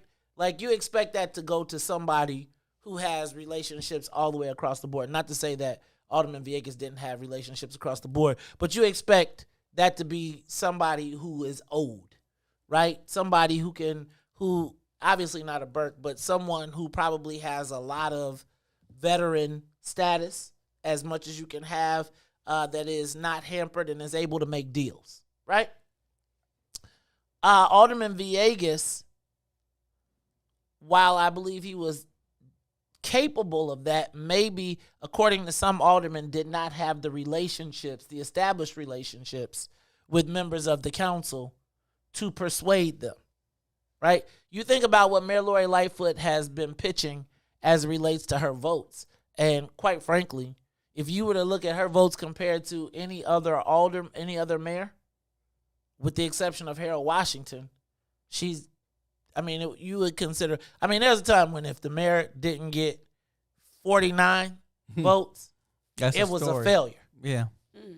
We are now at 22, 24 opposing regularly, openly, right? There is open rebellion in the city council. Now, If you're Alderman Gilbert Villegas and you understand the mayor's temperament and you see that she is in a fight with everyone, and you realize that the clock is ticking, you have a re-election, crime is up, violence is up, and the mayor is really unwilling to listen to, from what I'm hearing, anybody. Her team is like, why are we fighting everybody? Then you look at what is emerging as probably the most powerful force in city council. I mean, in the city, in CTU. And I think people are going to start having to make decisions because the clock is ticking. Now, if you read the Sun-Times story, good God. They said the mayor's hair-trigger temper, her inability to get along with anybody, they went on a litany of reasons why Gilbert Villegas was not going to take the spot, was no longer going to stay in that spot. Now, I got to say, you take that and you combine that with the massive staff turnovers that she's had, right? And I think that the mayor is now at a place where, you know what this reminds me of somewhat? Do you remember when Rod Blagojevich was towards the end of his term and he had a rotating number of chief of staffs and all types of, right? And people were just taking the job because they knew that they had a weak governor and they could do stuff. Right now, the mayor is in a place where she is weakened. And I think that everybody thinks that, let's back up. If you are asked to work for the mayor of the city of Chicago or the governor or the president, there is a level of pride, esteem, something that comes with that, with the ask. Would you agree? Yeah. Like if the mayor calls you and says, Ruthie, I want you to be my communications director, whether you like the mayor or not, you like, damn, the mayor of the whole city just asked me to come be the communications director. Right. Right? Oh, I think she just texted you, Maze. Uh-oh. Give her my number. So now, the mayor, a lot of people are looking at the mayor now and saying, okay, I'm going to take this job because I can milk it. But I'm also honored that the mayor asked me to serve. So you take the job because you be like, that person he just didn't know what he was doing. Or I can handle this person. Or you know how you take, like, everybody say, don't take that job. And you be like, but look at the title. They like, but that person is crazy. But you be like, I could do it. I think you know about this. I think you know very well about this, right? Where people say, don't do it because the person is crazy. But I'm going to tell you, I've been in this situation too, where I be like, man, but if I became the head of this, I could do all of these things. Never mind all of the personalities. I could put that to the side. But then what you see in the mayor's turnover is people are realizing that they can't put it to the side. And they say, I would like the last communications director said, I'm going to go running. What are you going to do next? You were the top communications director for the city of Chicago, and you're resigning to go run?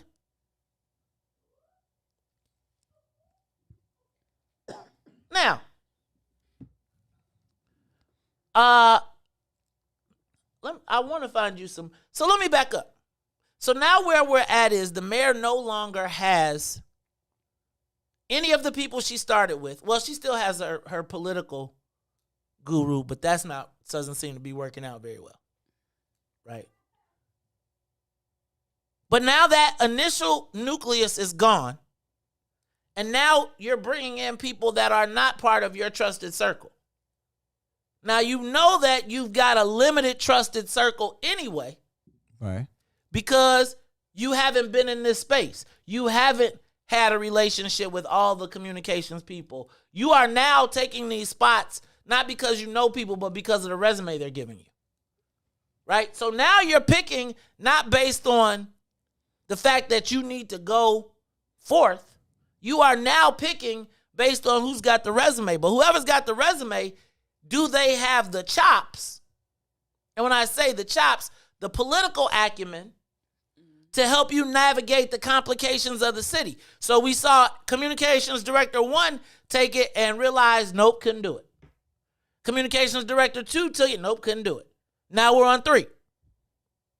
We've seen the Intergovernmental Affairs Director leave, right? Replaced with, and no shade to Manny, but realistically, outside the bubble.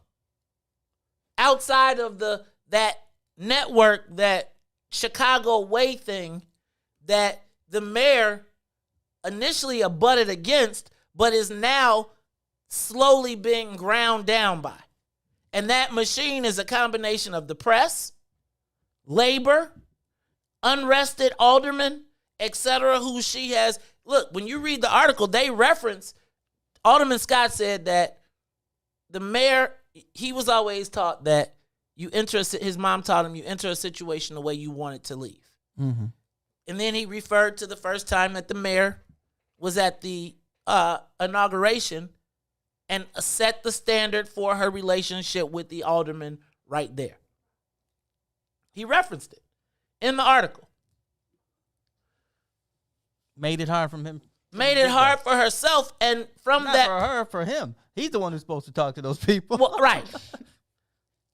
So imagine after Molly, last week she called 2 of the aldermen racist and xenophobes because they questioned getting rid of all of the carve-outs in the Sanctuary City Ordinance. And her response... They may be racist and xenophobe, but she probably shouldn't have said it. But you don't call them out publicly and call them racist and xenophobes because they're law enforcement leaning, right? I mean, I'm just saying. No, you don't do it just because you don't want to get in that bad space where you're fighting with them in the public. Okay, so there you go. Because white people going to be white. White people are going to be white. I want to read some of... So I think that right now, I guess that also makes me question, is the mayor moving towards council wars? Because here's your deal. You just saw her floor leader move. What was the last vote? 24-26? How many votes does your floor leader have? 26. Okay. So how many comes with them to 24? Is the mayor now entering into a zone of council wars? Because she's already at the precipice. So now here's what you got. So the question is, are there people who will go on either side? Well, now here... Are there suitors? Isn't Suitor the guy who you never can tell? Or is he still around? But now this is where we start to do politics. So the mayor announced the replacement for Alderman Gilbert Villegas to be who? 8th Ward Alderman Michelle Harris. Right? Now, to me, in the remaining space of the city council, Alderman Harris would not probably fall in the category of reformer. She would probably, if you were to divide it up, she would probably be closer to machine than reformer. Oh, yeah. Right?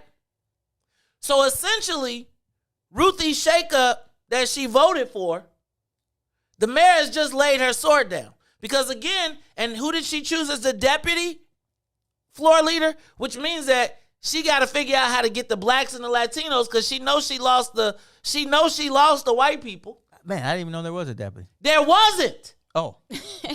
She created it and gave it to Alderman Cardenas. Oh.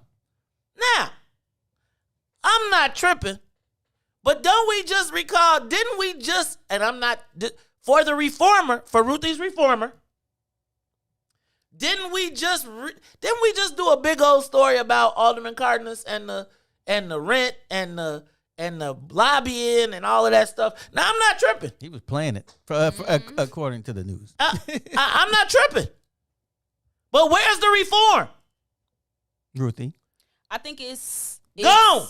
But I also think that, so if you look at the two extremes of, okay, I'm going to do away with the Chicago way, and then I got Lori Lightfoot's brand of reform over here, I think it'll end up somewhere in the middle, because now the people who she kind of shook up first, they also, I think, realize like, okay, stuff ain't been right. So now we also have the leverage to now play both sides. So I think it works both ways.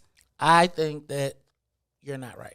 I think it works both ways. I got you. Well, that was simple. But here's what I see. The mayor started trying the game, courting the white people who wanted to end the Chicago way. Also, it was also black people. I'm not tripping. Also black people, though. She was not courting black people. No, Mays is talking about in her camp. Yes. Her camp Okay, I thought you meant white. like wider Chicago, but wider Chicago, right? You talking about wider Chicago, right? I'm suggesting No, he's talking about the those mayor's 7 people who were around the table making plans. He on saw the the third episode of told you Chicago. just now watch- of City So Real. You talking about people that work within her circle, Yeah. or So, okay? Yeah. So the mayor's target in winning the election was not black people. She did not campaign for black people. Agreed. The mayor started her bet with white people. White people was like, reform the whole system. Black people too. But her bet, she put her marker down with white people. And they swept her through the primary. When it got down to the general, it was 2 choices, and black people was frustrated with Tony Preckwinkle, so it was a no choice. Right. 5 white men were in the race. There weren't 5 white men in the race. Lori Lightfoot's not the mayor. Right. Let's just be honest. Now, timing is everything. Mayor Lightfoot then puts her marker down as, I am going to reform, and kicks to curb Ed Burke and all of the aldermen who she has went to sign executive orders to strip their power to do whatever. Now, if you were to ask, Michelle Harris has been in line with, since Mayor Daley, Mayor Emanuel, and now Mayor Lightfoot. Now, I'm not tripping at all, but I am saying that she is far from the reform side of, if you're a reform mayor, you probably don't go get Alderman Harris. No shade to Alderman Harris. You go get you a Michelle Smith. Go get you one of them white reformers on the north side. But what has happened is they have all placed it, they like, we not with it no more. So now the mayor goes where to? The faithful, the most faithful, the longest, I don't want to say machine in a negative way, but Michelle Harris falls on the machine side of this organization. She falls in the old school category. She does not fall in the we're reform, we're progressive. No. So now. And she also was the chairman of rules. Right. Which is kind of important right now. Yes. So now she moves the powerful seat of the floor leader to Michelle Harris, and then appoints a deputy floor leader in Cardenas, because why? They need to hold on to who? The Black and Latino caucus. So now we got to watch, how does she play Jason Irvin now? Right? Because now the mayor's bets are no longer, her chips are no longer on the north or the white side. Her chips are now all placed in the hands of blacks and Latinos. Because blacks and Latinos, if you hold that coalition together, you still keep your 26. Mm-hmm. So now the question becomes, what is Michelle Harris going to do? Right? Now the question becomes, we got cannabis. We ain't closed the book on that, Madam Mayor. Where we at? What now? Understanding that in this, if you look at what just happened, the mayor's power not power. The mayor's survival has just openly shifted from white people north to blacks and Latinos south and west. Now, the question then becomes, does Alderman Harris have the stick on the west side to corral the west side alderman? Or who do you have to give what to make sure that the black alderman on the west side stay straight? Right? Does Michelle Harris then have the stick on the south side? Now, I'm going to tell y'all, everybody in the council loves Alderman Harris. Right? Like, they love... Alderman Harris is one of the sweethearts of the... But she is a loyalist to the power. The key now has to be, and that loyalist to the power, we've seen how it's worked out, right? Like, Chris Welch, loyal to the power, became the speaker. But now the question becomes, what do you do with that loyalty? How do you transfer the fact that now the Black Caucus has to say, okay, yo, Alderman Harris, for you not to look crazy as the floor leader, here's what we're going to need. Here's the black agenda, Madam Mayor. Because at this point, when you look at the fact that she is, and Alderman Villegas teeters, right? He represents a white ward. So he ain't necessarily, so he lines up probably, if he ain't lined up with the mayor, then he's in the white box. Because he got all them cops and firefighters up there. So what I just saw happen in the shifting of power, right? Because in her selection of Alderman Villegas, initially, she was bypassing the old way, right? She skipped over all of the people with seniority, with stacked up favors in an idea of reform. You know, like I thought when you pick the floor leader, you need somebody that's got favors. Oh, people that when they walk up to you, you be like, dang, he did help me on this. And if you're a brand new mayor who hasn't had anything, then you really need a senior, somebody senior. Who can twist some arms or make a deal. Right. The mayor chose Alderman Villegas. Much love to Alderman Villegas. Probably didn't have the stick to do it all. And with the mayor combating you as compared to giving you the tools that you need to get the votes, what's the value for him? Now you got to ask, what is the value for Alderman Harris? Yeah, I said that too, Carol. I was like, is Alderman Villegas preparing for a run for mayor? But I also think you've got to now look. Alderman Harris has to now do some self-evaluation.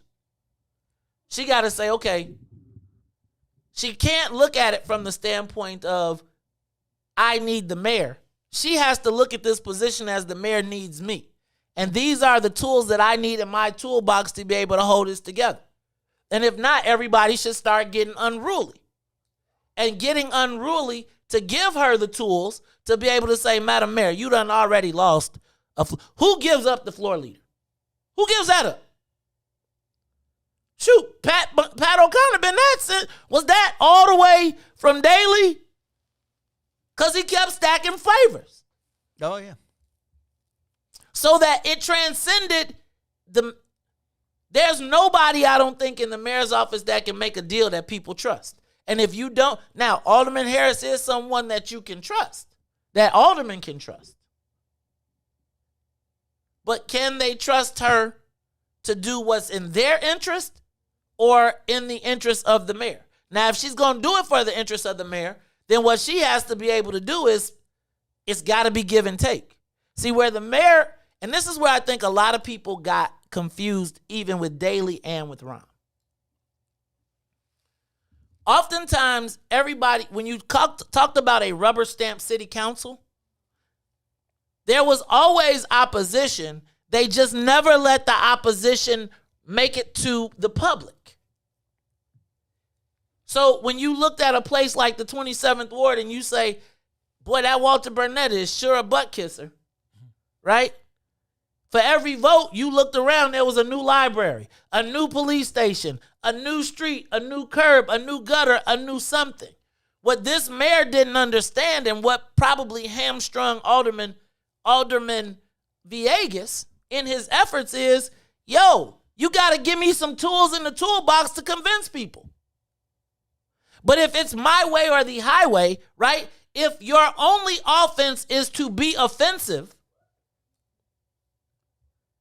then you find yourself in this position. And so now I say, what, like realistically, just for tickles and giggles. If you were to look at the story that came out on Alderman Cardenas, and that was somebody black, would they have gotten that slot? She threw Eddie Johnson out for way less than that. I don't know about that, but but yeah, I don't think if a black person gets that kind of publicity, they can advance. That's my opinion. What about and then you compound that with the reform, because this ain't even no shade to Alderman Cardenas. My point is, the mayor, in my estimation, has laid down her sword. What the mayor does not have is a wartime consigliere, right? Like, she doesn't have a whisperer that knows how to help or hurt. They all try to get out of the way of the hurt that she causes instead of having, who's the mayor's team? Well, that's probably the problem right there. Who is her team? Who are her allies who are aldermen? Well, the reality is, even if you ask like who are her allies that are aldermen, at this point, does she really have any? And I don't mean like the black ones, because you know how black people are treated. Well, there's a meeting with black people, and then they have the second meeting to decide what they're really going to do. So the reality is, though, right now, for the next 2 years to even be bearable for the mayor, bearable, right? Because she's looking at a 24 right now, right? One vote teeter. She's looking at a 24 right now. How many black aldermen are there? 20? I told you what happened with Jane Byrne. When Jane Byrne came in, she came in with these kind of semi-independent white guys, people who weren't in the circle.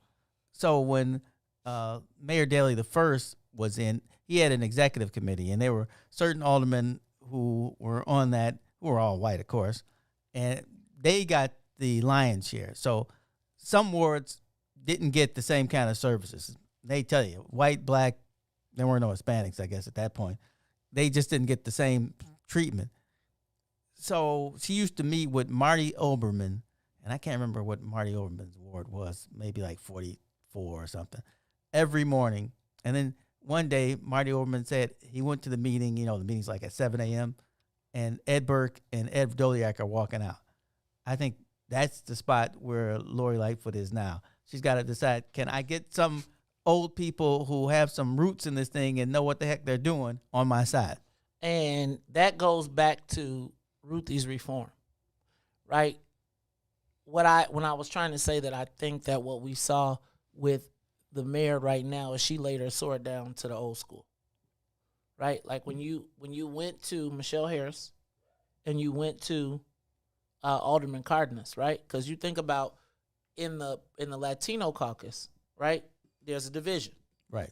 You got the Latinx ones who are also socialists. Remember, they kicked at one point they kicked Carlos Rosa Ramirez out, right? Ramirez Rosa. So you got that, So Cardenas represents the old school Latinos, but I don't know how many of them there are. Now I got to start. I might have to pull up a board or something. Mm-hmm. We might have to start keeping account of the mayor's count. Then you've got. So let's say that there's 3 of them left. Like who would fit in that space? My buddy Ariel Raboyes, and Maldonado. Right. Raboyes, Maldonado, Sadlowski, Garza. Right, but she's waffling, right? Because she's really more CTU. Yeah, she's more socialist than right? she is. No, not socialist. CTU. Like I said, she's more socialist. Okay. CTU is really a socialist organization at this point, but that was just fine with me. I don't care. Okay, well let's do it right because you live with a socialist. Hey y'all, exactly. This is the Maze Jackson Show. When we come back, we're gonna continue to break this down. Let's do this. Can we open up the phone lines too? I'm going to say that literally I took from the mayor's choices that she has laid down her sword to the old school and now she's got to pivot back away from reform. Oh, don't be surprised if she goes to Ed Burke for some help too. Hey y'all, this is the Maze Jackson Show. Ed Burke is as much as I actually like him, he is the third rail. We will low key. You never know though. It's the Maze Jackson Show. We'll be back. The Maze Jackson Show. We'll be back after this break. Hey Chicago, it's Dawn Millhouse from the Book of Dawn. There's a lot of fake news about the COVID vaccine, just false information. So our station has joined the Protect Chicago team to help share the truth about the vaccine and dispel the rumors. I hear all the time, I've already had COVID. I don't need the vaccine. You're wrong. Get the facts by visiting the What's in It for the Black People Media page on Facebook and www.chicago.gov/COVIDVax. That's COVIDVAX. We're in this together, Chicago. The Chicago Legal Network is the collaboration of attorneys that concentrate in many areas of the law most needed in Chicago neighborhoods. The CLN lawyers focus on personal injury, criminal defense, and other issues. The CLN lawyers all average over 20 years of legal experience and are dedicated to helping the Chicago community. The Chicago Legal Network is committed to developing black lawyers through mentorship and co-representation. So if you were injured in a car accident, slip and fall, or injured on the job, or you need assistance with criminal defense, including driving violations and DUI, check out ChicagoLegalNetwork.com for more information or call 773-912-3545. 773-912-3545. Minding our black-owned business. I have a good friend with us this morning. I'm so excited. Jonathan Swain is here. KimBarkBeverage.com. We tend to talk about business a lot. We both are in family businesses. Was this the plan? Because you are second generation business owner. Yeah. No, actually, I'll talk about it from my father's perspective and I'll talk about it from my perspective. His perspective, he did not want me to be in this business. The liquor business has a sordid history. You know, they call it a sin business. I mean, it's less that now, but it had a very sordid history. He didn't want me to do this. He wanted me to go off to school. My father was the first person to fire me at 9 years old. I was supposed to be at work at 11 o'clock and I showed up 5 minutes late, walked me outside and fired me. And I'll never be late again. So I appreciate him for that. I walked home. My mother said, well, what happened? I said, Dad fired me. What happened? I was late. He said, well, you got fired. You're late. You can't be late. Told you to get up and leave. My side of it, in many ways, I have a very unique rearing experience in that I've never seen my father work a job. So when I was born, my dad was an entrepreneur. Growing up, I'm going to own my own business. I'm going to be in business doing something, controlling my own destiny in some ways. In particular, my father's generation relative to us, there's not a lot of information transfer about how that works. And there's not a lot of context. It's kind of, I'm going to keep you away from the struggles I had so you don't have them. But in not seeing the struggles, you don't know how to get through the struggles. But as I've gotten older and we developed a relationship and talked about it, I began to understand a lot of the bumps and the bruises and the challenges and what makes entrepreneurship and business ownership not for the weak and weary. All the success I've had in business has been a function of with my parents. As fortunate as I am and people look to my business story, there is no business story but for them and what they did. I mean, my dad was the first black business owner in Hyde Park in the 1970s. Hyde Park, though it's in welcoming and inclusive now, wasn't always that way. Yeah. There are a lot of stories that he would tell us about the challenge that he had being a black-owned business in Hyde Park back in the 1970s. That success comes from their legacy ultimately. So what see a bad mother.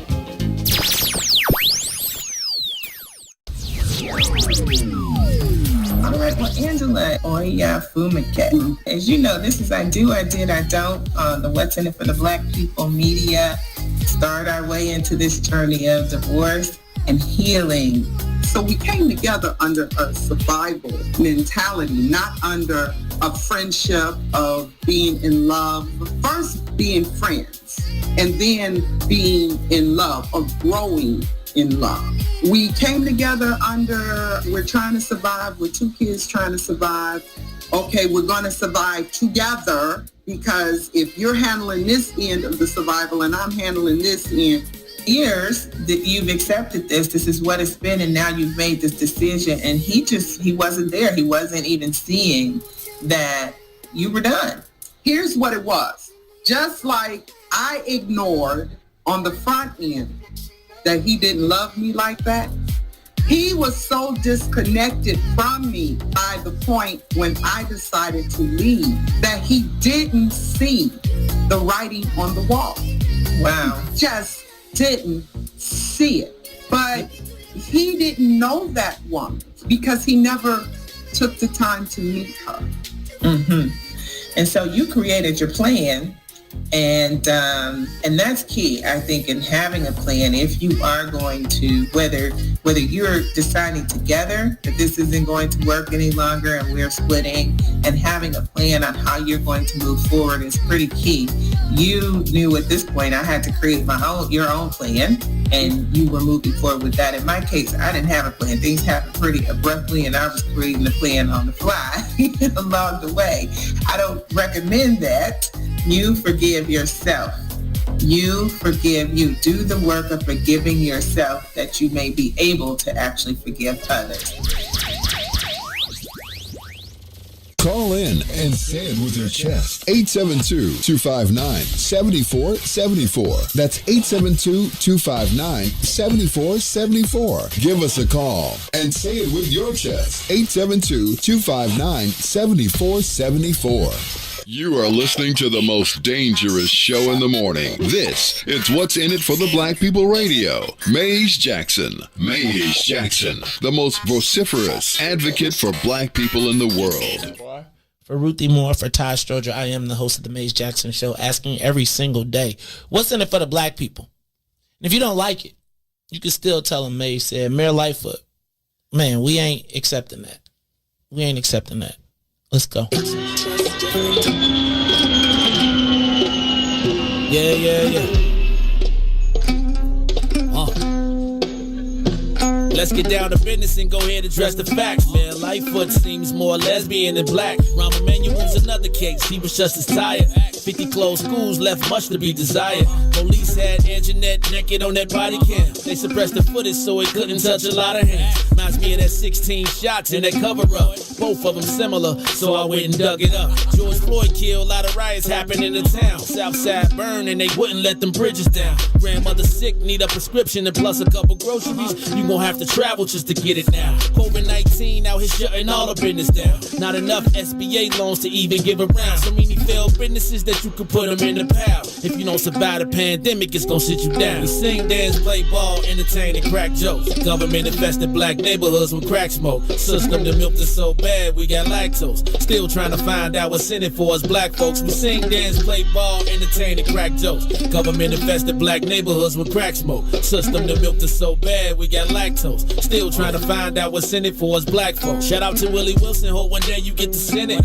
We need some different players in the game to handle business. Too many shady characters like Madigan and Blago. But when you really break it down, it's typical Chicago. City full of gangsters, it's what the land was built on. Same streets with hood legends, DNA get spilled on. Carjackers out here lurking, trying to get they steal on. Looking for a block to put them Hellcat wheels on. Let us give bogus appraisals a red line. Car crackers out here getting minimal fair time. And I'm concealed carry, I stay with the pipe. But Illinois gun laws giving minimal rights. Stay up on the swivel, make sure I'm moving tight. Check all of my mirrors when I pull up to the light. Pick my homie up from out of town, man, he caught a flight. He was hella nervous, told him, shorty, this a way of life. We sing, dance, play ball, entertain, and crack jokes. Government infested black neighborhoods with crack smoke. System that milked us so bad, we got lactose. Still trying to find out what's in it for us black folks. We sing, dance, play ball, Entertaining crack jokes. Government infested black neighborhoods with crack smoke. System that milked us so bad we got lactose. Still trying to find out what's in it for us black folks.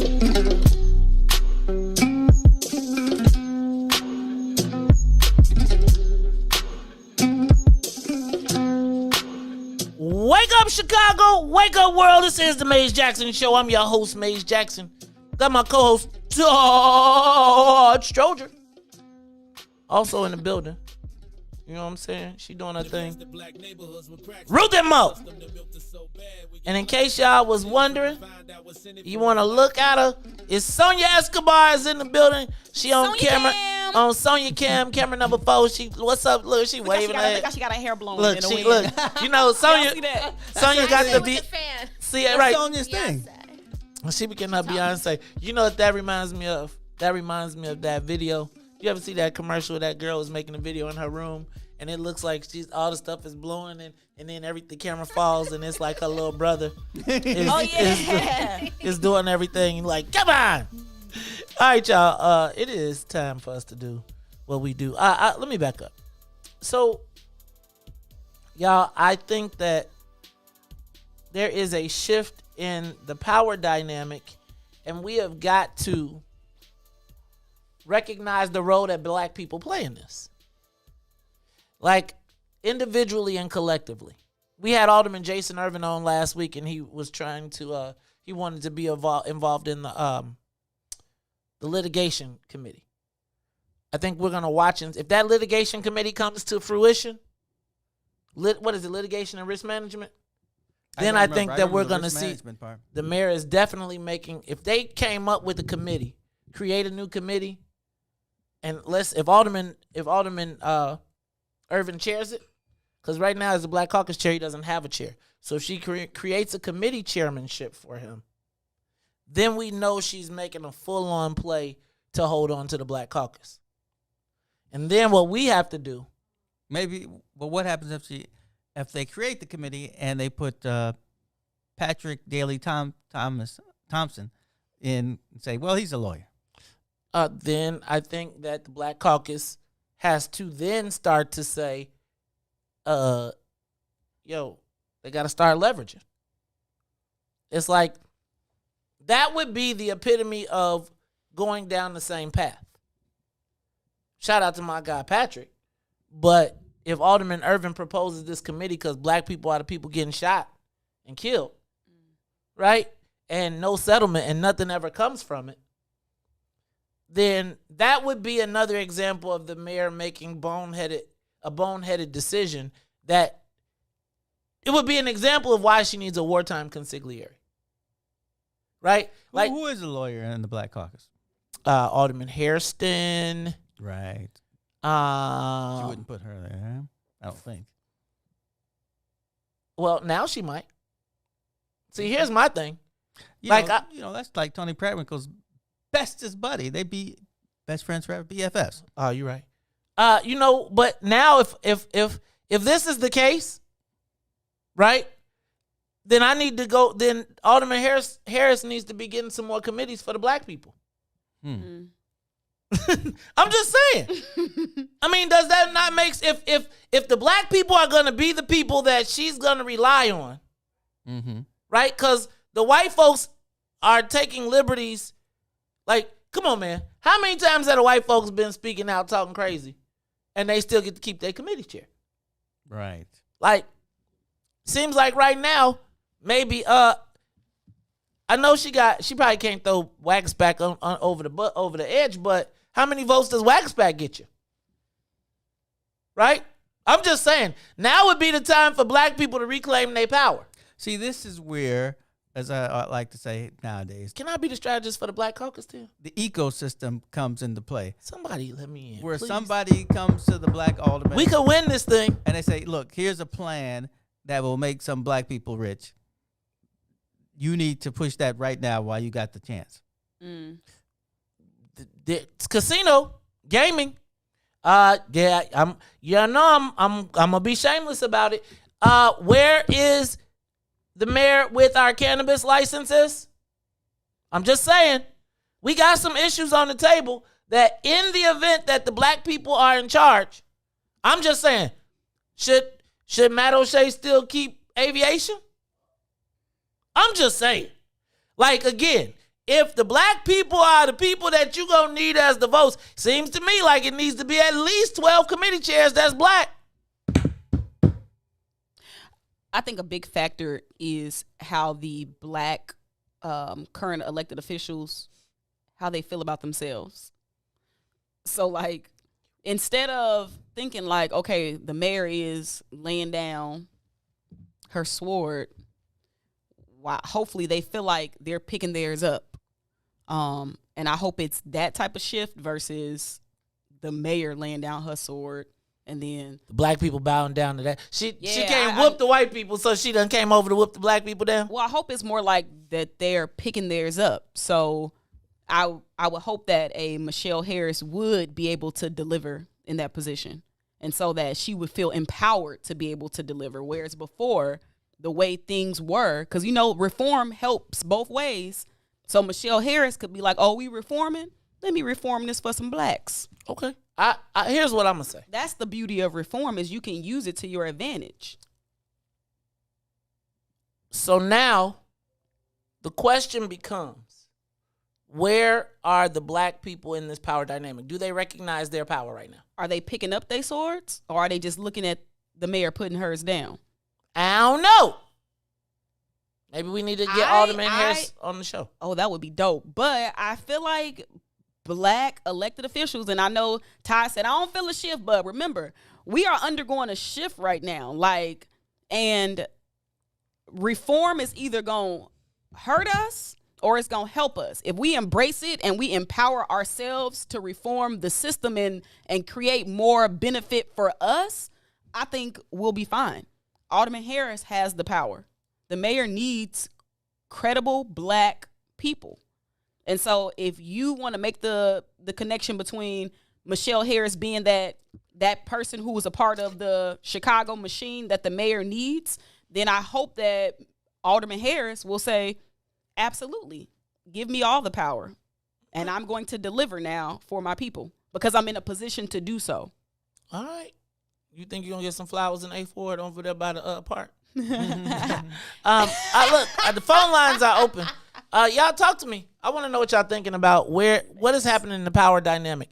872-259-7474. Is the mayor laying down her sword? Is the Black Caucus picking up theirs? Cannabis, gaming, where we at in the casino? And I'm just saying, dear black people, as you have the sword, the instinct is going to be to go make the old same black people rich again. Right? Because they're going to be the only one. You got to make some new money. Let's go to the phone lines. Give us a call. Ruthie, tell them the phone number because you say I do it too fast. You do. All right. Grab something to write with. 872-259-7474. 872-259-7474. 7474 for folks now. All right. Let's go to the live line. Betty, you on the Mace Jackson Show? Yeah, good morning, Mace. I'm listening to your show. You got a good show. I listen to you every day. I love you guys. Anyway, what I'm calling for now is y'all talking about putting a bragging on Michelle Harris. Michelle Harris was one of the aldermen that was when Ronnie Mannion them covered up the Laquan McDonald murder. Wasn't she on that team that stuck with him with that? Yes, Betty, she is. So, I mean, when it come down to trust, if somebody did something like that, how could you trust them again when they did something so crucial on that case? So, here's what I'm saying. Remember? I haven't forgot, Betty. Now, first of all, let me tell you, thank you for your call. So what I am suggesting is that this is the time for these people to make it right. Like, I think that this is the time when Alderman Harris, when somebody asks you, what did you do for black people, right? You got to have some things to point to. Now, I don't think anybody has forgotten Laquan McDonald. I don't think anybody's forgotten, just like I don't think anybody's forgotten Anjanette Young. But now that we're in the power position, right, it seems to me that Alderman Harris has the opportunity. I feel like that was a Rahm Emanuel thing.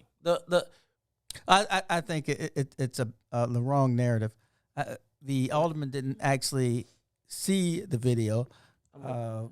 They only voted on the settlement, which they do all the time. $1 billion to $1 billion, $1 billion. Right, which the parents wanted. It was an agreement that the parents had. Keeping the video out was all the mayor. Yeah, well, yeah. And I would tell you that the settlement, so we're clear, everybody signed off on the settlement, right? Like, so everybody in there. I'm not going to do it. I'm going to leave it alone. All right, let's go to the live line. You're on the Mace Jackson Show. Now that because look, Alderman Harris now has rules.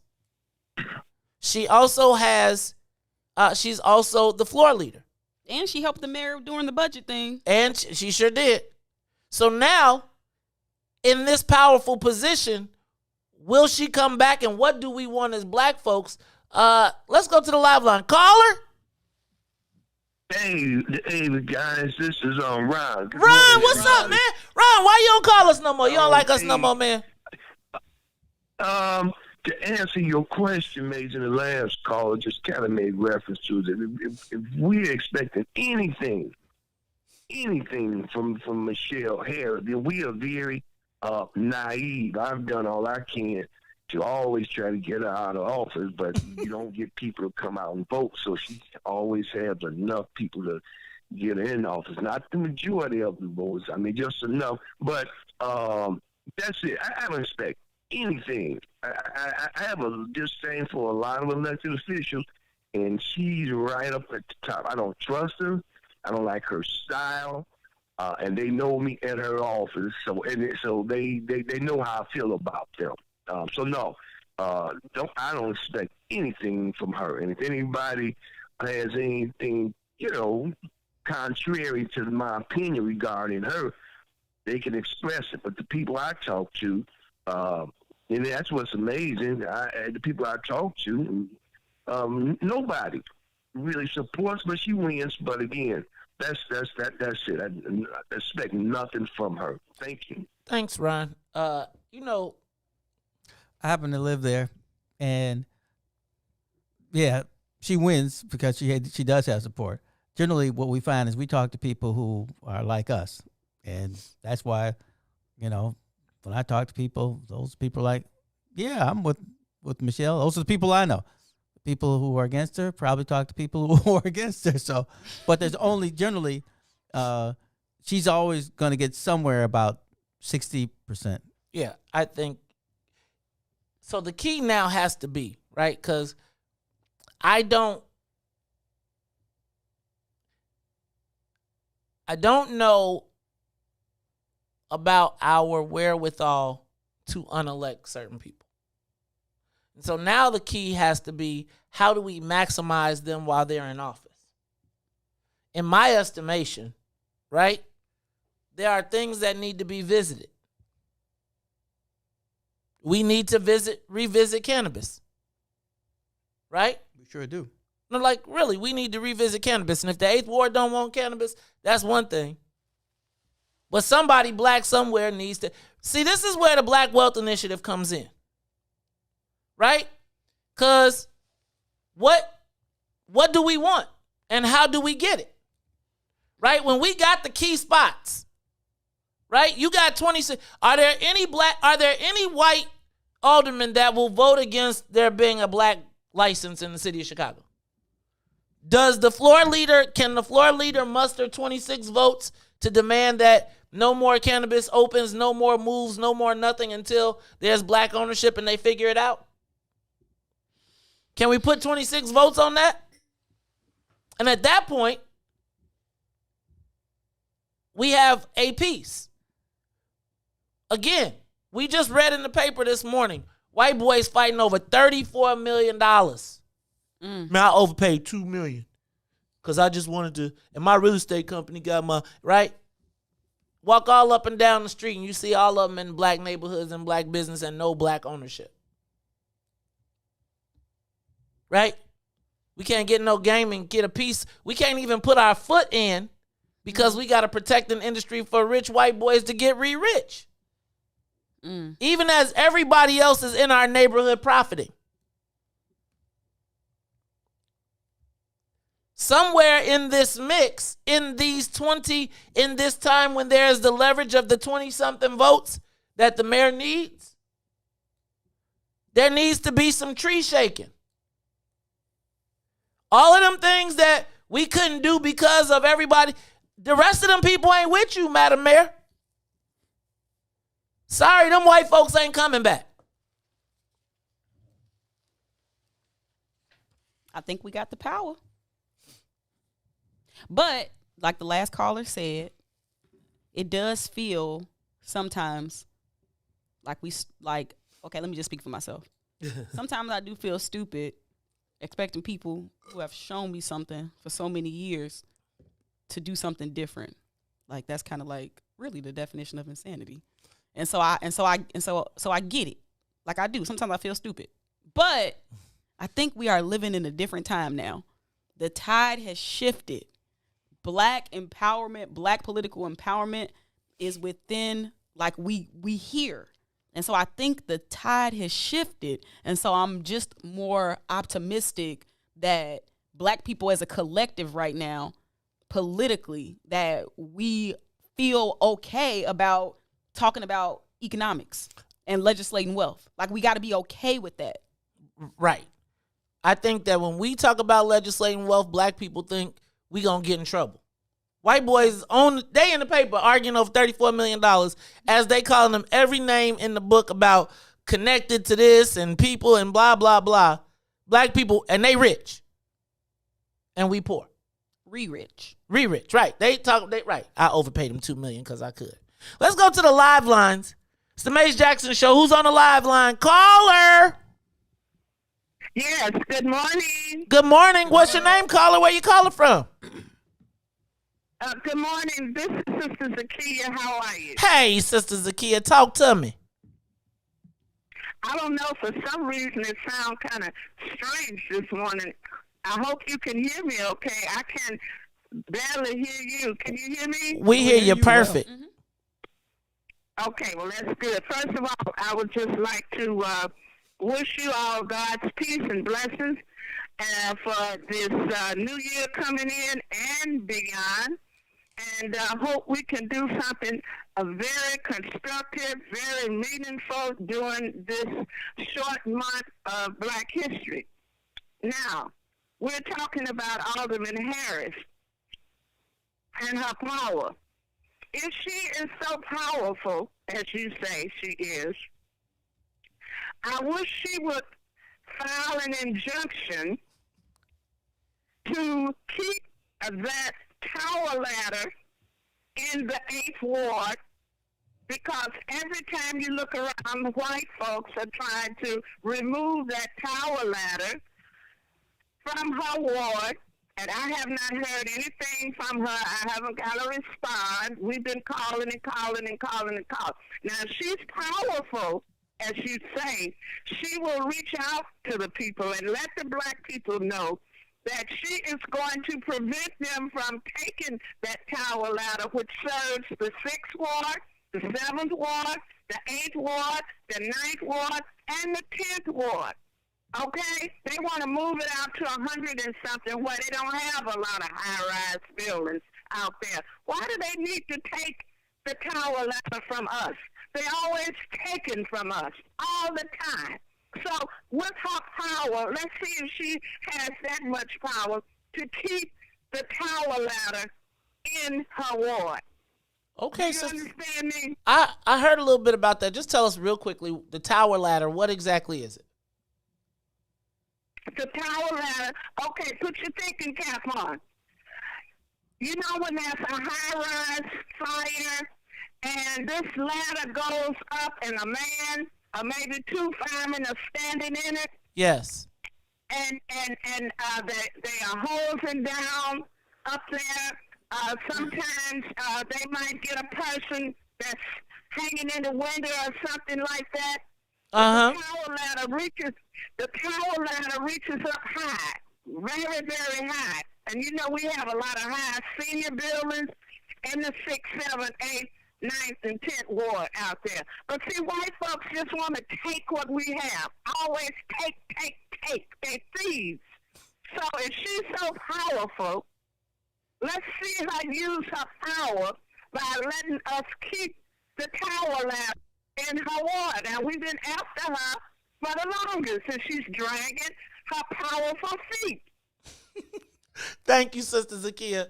Alderman Harris, you're welcome. If somebody is listening, I got a feeling somebody is listening.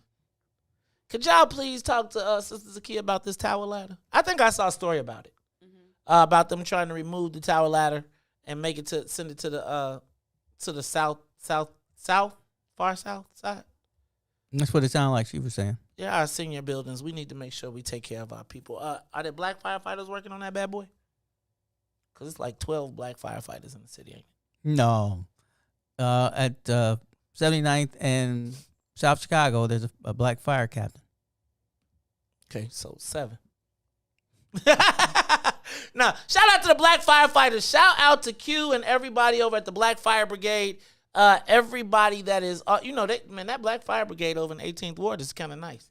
It was pretty cool because they took it over from the white guys that would not even let black people in when I was over there. All right, I found what Sister Zakia was talking about. Talk to me. Save Tower Ladder 34. Tower Ladder 34 is being moved to the new Super House on 119th and Morgan. This is a public safety issue. 119th and Morgan. Beverly. When an aerial device is needed to suppress fire or rescue people who are trapped. Like Sister Zakia was saying, if you got the building, you need the people hanging out the window, you need to rescue them. So this will leave the southeast side unprotected. So save Tower Ladder 34. Save Tower Ladder 34. That we need to start that as a campaign, Black History Month. Does it say where it is now? Nope. Oh. All right, y'all. It's the Maze Jackson Show. Come on, Alderman Harris. Please and thank you. Please leverage the votes. And I also think that we got to be talking to Alderman Jason Irvin, right? And Alderman Stephanie Coleman, right? They got to be, right now, you know what I always talk about is counting, right? Like, I don't think the mayor can now enter any vote knowing that she's got the votes, right? Anybody black waffles, she's in trouble. Like, think about that.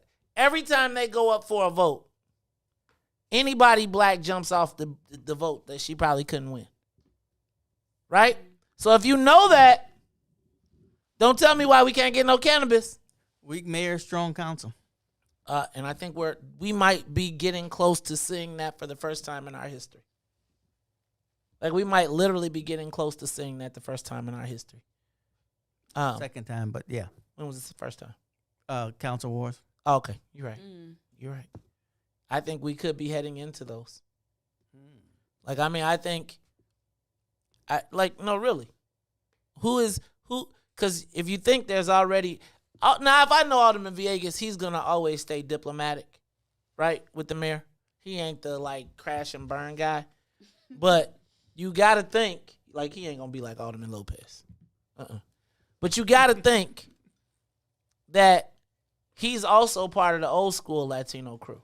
So there's a split there, right? Because him, Cardenas, Ariel Reboyres, and Maldonado, in my estimation, are the old guard of Latinos. Yeah, but Maldonado, they are. But Maldonado was more of a dependent in the day. I think he's kind of moved into a neutral zone. Yeah, I think, but neutral usually means that they're moving towards they lean towards the mayor. Neutral means, Madam Mayor, I don't like this. You could have done better, but I vote yes. But I vote yes. Yes. Yes? Yes. I vote yes. Oh, that's Russian. I vote yes for you. Oh, that's Italian. Si, senor. Oh, there it goes. Right? All right, I'm trying. I don't know. No say. I stay away from whatever you just said. All right, y'all. You know what? I skipped over a whole bunch of stuff. Let me see. What we got? What we want to talk? I did say Stacey Abrams Nobel Prize, Michelle Harris. You did say that. You said that? No, I skipped over that. So, Stacey Abrams nominated for a Nobel Prize. Really? Yes. Oh, wow. I think that's pretty cool. I think she really could deserve it. Now, Black Lives Matter is potentially nominated for a Nobel Prize too. I think they don't deserve it. Dang. But why? Who is Black Lives Matter? You mean like the organization? I mean, like, so if Black Lives Matter, and this goes to my point, Black Lives Matter was to win a Nobel Peace Prize.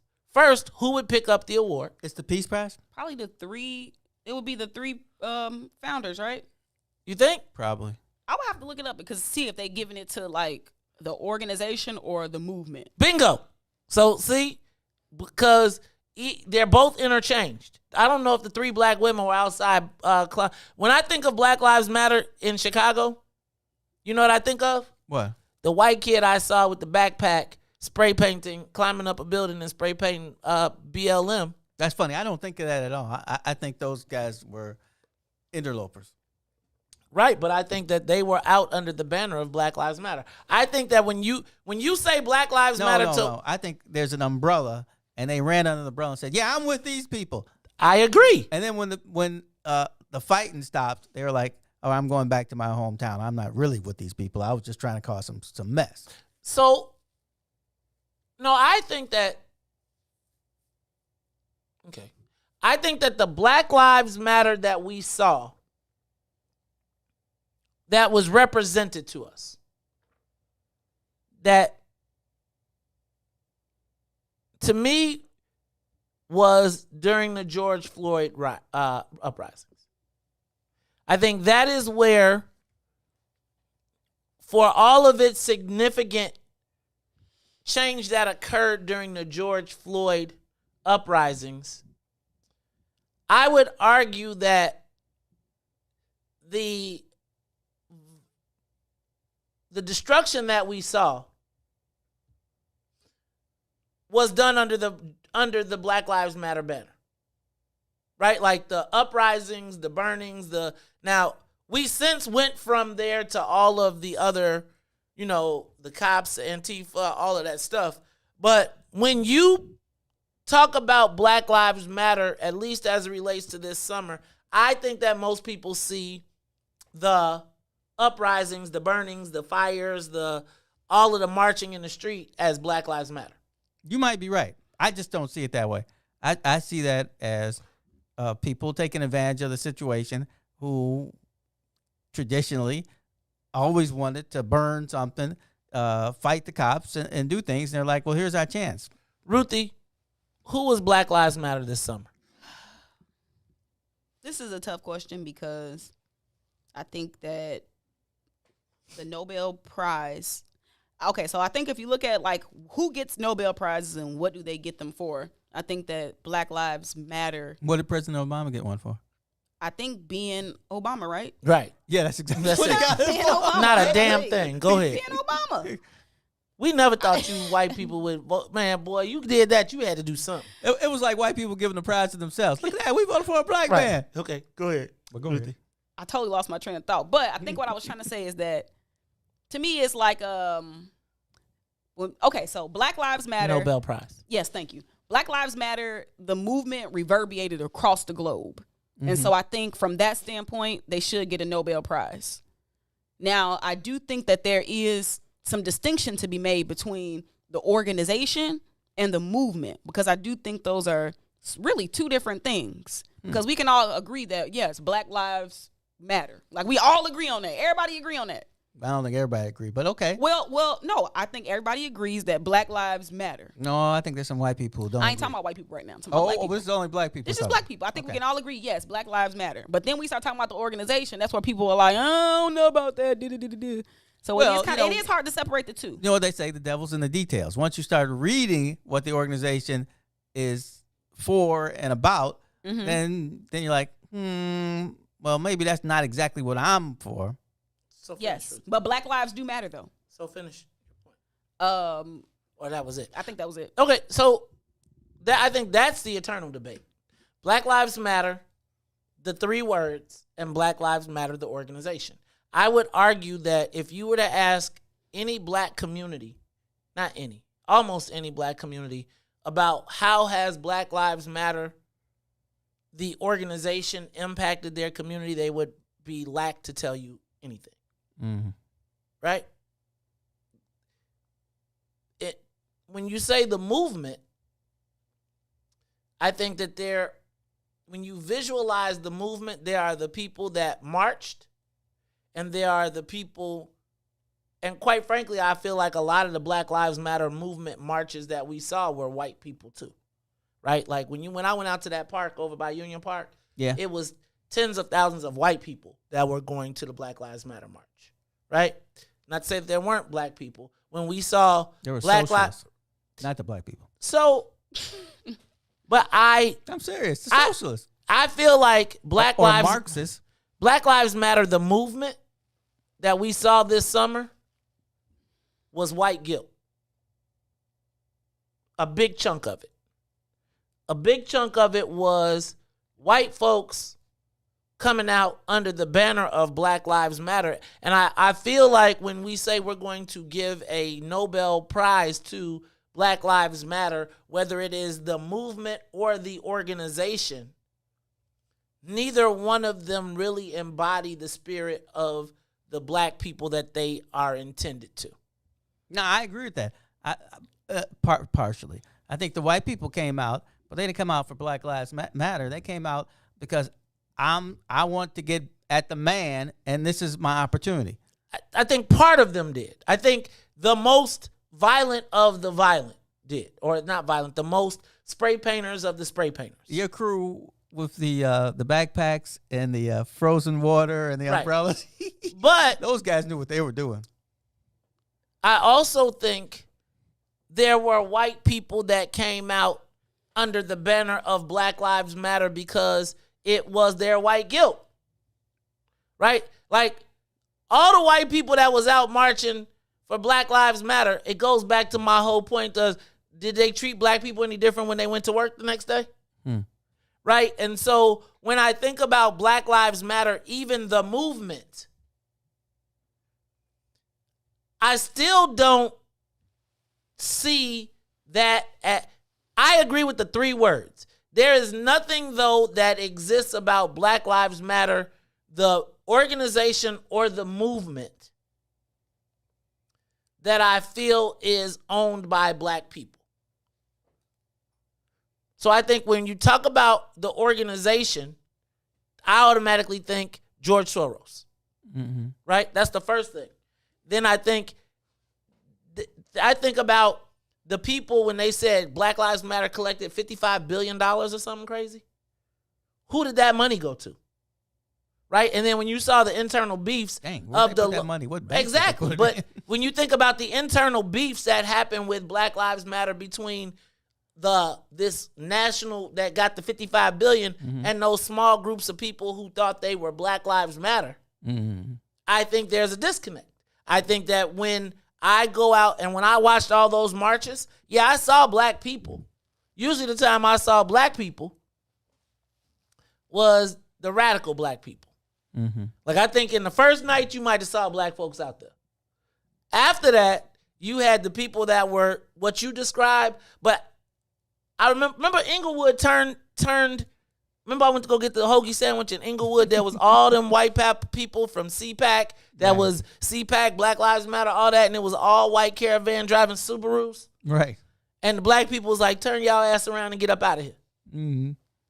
So I don't know that Black Lives Matter, the movement or the organization, actually embody black people. And I feel like white people will be given the award to Black Lives Matter to again reward themselves, not really what. I don't know if black people want to tear up downtown. Right? I don't. But maybe I'm wrong. Hit me, Ruthie. Oh, wait. I don't know, Maze. I agree with some of the things you said. I disagree with some of the things you said. When I think of Black Lives Matter, I don't automatically think of the Koch brothers. I do think of activists who are fighting, who have been fighting for black people. I do think Black Lives Matter has really mushroomed across the globe. as an acknowledgement to the injustices of Black people. But when you do dig a little bit deeper, you start to see some of the differences between the the organizational structure and maybe like some of your own core values. And I think that that's the challenge with movements. But I do think that it is worthy of a Nobel Prize because Black lives do matter. I think it's a word. I think that if Black lives do matter and it's the 3 words, then I think it deserves a Addy or an Ad Age Award, right? But if we're talking about the direct impact on Black people, I don't see. It's just like I feel like all this stuff happened and Black Lives Matter just kind of got to put a brand on it. They did because they were the ones who, since Trayvon Martin, coined the slogan. What other slogans y'all got? Free them all. Defund the police. See how that working. Free them all. All right, let's go to the live line. Let's go to Mike. Mike, you on the Maze Jackson Show? Mike. Hello. Hello. Yes. Good morning. How you guys Good morning. doing today? All right. How you doing? Oh, great. Yeah, I want to kind of change the direction. Talking about putting money in every Black person's pocket. It's about for them to do it themselves in a sense because all of us are sitting right here looking at how the winter goes to spring. There's a sea change taking place just like that in the automobile industry in the world that's going to change how we function and how we do things. So it's just obvious before us. The thing that we have to do is, like many Black women do, they know how to shop. They know where to go to get the best bargains. And if we just study this thing that's taking place right before our eyes, the sea change in this automobile industry, and invest in the right areas, we will all be very profitable. And it's up to us to do it. I'm with you on that, Mike. I think that's part of why we got to have this Black Wealth Initiative. It's why we got to be in charge of this Black Wealth Initiative. A couple people have hit me up and said, what is going to happen with the map? How does this play out into the map? I would hope that with Alderman Harris being the floor leader and the Black Caucus having 20-something votes, that the map should be leaning real strong to the Black people, right? Yeah, but the map is dictated by numbers. Numbers, but numbers and who gets the seniority and all of those good things. There's a lot of factors that are yes, it's dictated by numbers, but the lines are drawn by politics, right? You got to find 55,000. That's why you got a award that has a strip that goes up 6 blocks and then goes on one street. No, let's be clear. Yeah, but that's not the Black wards. The Black wards tend to be like boxes. I agree. However, as these boxes get encroached upon, right, by Latinos, by white folks who are building skyscrapers at 23rd Street now, right, them boxes going to be changing. Got to get to 55,000. It's probably not even 55 now. It's probably like 50,000, but where you going to get them? All right, let's go to the live line. Caller, you're on the Mace Jackson Show. Hey, Brother Mace, how's it going? Great. Good. I wanted to get back on that on this thing about the Nobel Prize, and the one thing I kind of agree with the concept of the idea that you got to separate the Black Lives Matter movement from the organization, because the organization hijacked the movement, just like most other groups have hijacked any type of movement that Black people started.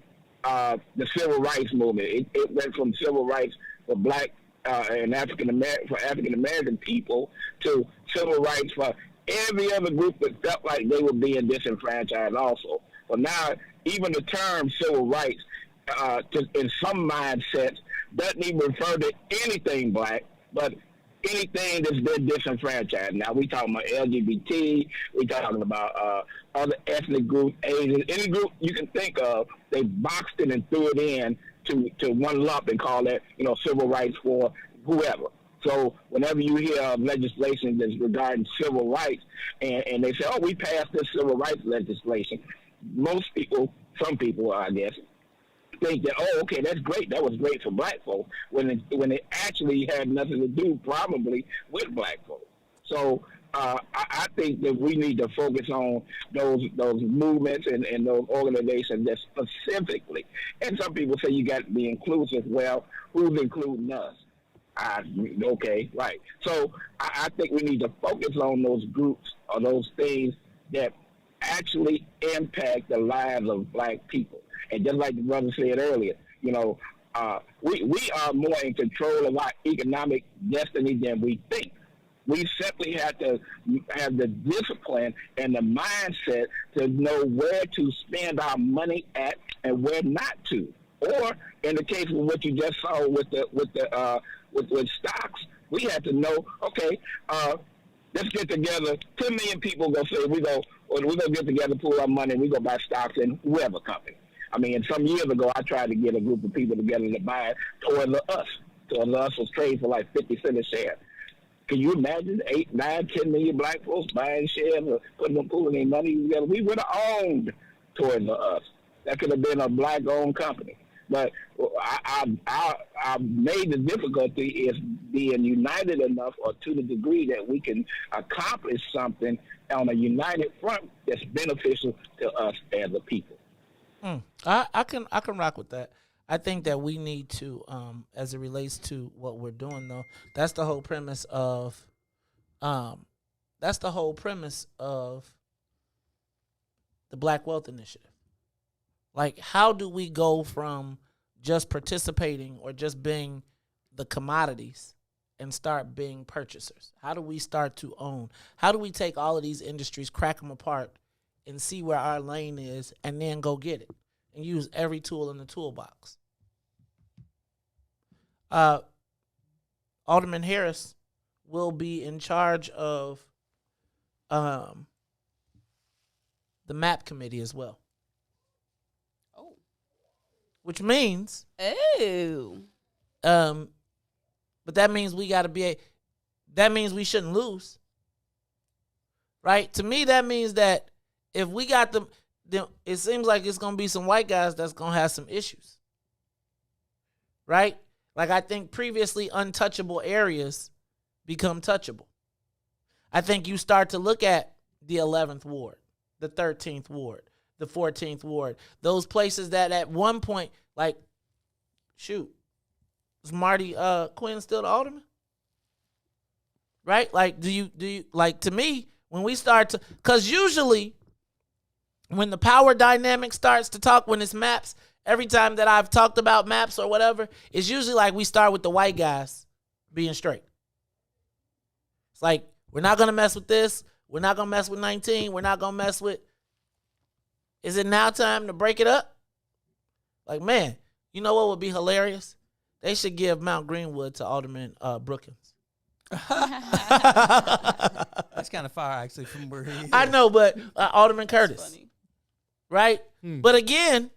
Are we going to start playing? Are we going to play power games, or are we going to fall back into our old rut? That's my point. See, when Ron calls and talks about Alderman Harris, I can't be mad at Alderman Harris in the power dynamic. What I have to do is be like Alderman Harris. All right, last map, Victor Reyes got to decide what black people stayed, what black people didn't, and there was $100 million trade-off. We want the $100 million, and we want all our awards. That sounds good, and it appears that way, maybe from the money way, but the way the map works, there's not a lot of push and pull. The numbers just don't dictate for the black people that there's going to be any trouble. For one thing, we're in the corners. It's the people in the middle that generally have to worry. Okay. Well, I'm going to tell y'all like this, y'all. I think that when we start to talk about the power, and I don't think that the Black Caucus and all the power members within it, and when I say power members, I'm probably talking a different power than we're talking about here, Common. I'm talking about the people with seniority, the people with committees, the people with economic influence who have seen their voices minimized. Like right now, it seems to me like the MAP committee is cool, but that's the least that the mayor gets to do. Right? Like, why does she empower any more white aldermen to go against her? Like, don't, like, let's be honest. Like, when y'all talk to, like, I feel like oftentimes black people don't negotiate from a position of power. Like, the black map should be a given. You need these 22 aldermen just to stay, just to get anything passed. Yeah, but you gotta also, well, I haven't seen the map, but I'm gonna guess there's probably been a surge in Latinos. Mm-hmm. So push them to the white folks. I'm just saying that's the whole premise of drawing the map, right? So again, but the map, as I remember, the map always starts from the most dense. Yes, the most dense area, which I'm guessing is either the South Loop or the West Loop now. Okay, so let's say West Loop, but that's kind of center. That's kind of center. Kind of. Right? So you push it out, but again, so now 11, 14, 23, all of those wards become game. Like the Latino caucus can grow without ever touching the black people. Right? 14. Oh, well, shoot. For most of those wards over in that Midway vicinity, shoot, they're probably majority Latino already. Exactly. Exactly. So my point is, draw the maps and tell the Latinos, y'all take it up with them. Take it up with them. Take it up with them. Man, take that southwest side that was 13 and draw it up and go grab Mount Greenwood. Right? Put them all together. I mean, but again, and then my thing would be like, do you let 19 stay 19? In the power base that it exists? Man, carve up that Mount Greenwood stuff. Give them a little bit more blackness. Move. I'm suggesting that Alderman Brookins shouldn't be looking across the street. Give Alderman Brookins the tax base. What y'all want to do, black people? We gonna take it? I'm suggesting that we cannot go to the table as conciliatory. Like, we can't go to the table like, well, what about them? No, y'all got to work that out. Look, we holding these 22 down. These 22, we might move a block. We might move another block. You might move a map a competitor out. But Madam Mayor, I was just doing the math. And you apparently, if we don't keep these 20, everything that we don't keep in this 20, that's one short you are on the other side. So I'm not worried about Michelle Harris or Brian Hopkins or Brendan Riley. I'm not. I say all of my allies, pick what you got to keep. What you want. Right. Mm-hmm. You want the business district, you want the Padel, you want to come into downtown some more? Yeah, but see, there comes a point where you kill yourself trying to be too cute. And again, our number is 20. Todd, we trying to kamikaze pilot this. No, you're not. I'm not trying. Kamikaze pilots don't they walk die. away. They die. I want to chop it up. I say death to the old way of doing things. Ooh. I'm not talking about physically dying, Todd. I'm talking about death to the old way of doing things. No, but if you don't win the election, then you killed yourself. No, I say that's why you protect the 22. We are going to kamikaze pilot this whole thing. Take our power, say, no, we don't want to sit at the table. Guess what? We want the woodworking factory. That's fine. But what you were talking about, Maze, where... be minimizing Ruthie. What's wrong with you? He tends to do that when he doesn't have a good argument. Get him, Ruthie. Well, I'm not arguing about what Ruthie's arguing about. I was talking to you about something different. So, were you talking about like Sophia King and Pat Dow moving up towards the South Loop?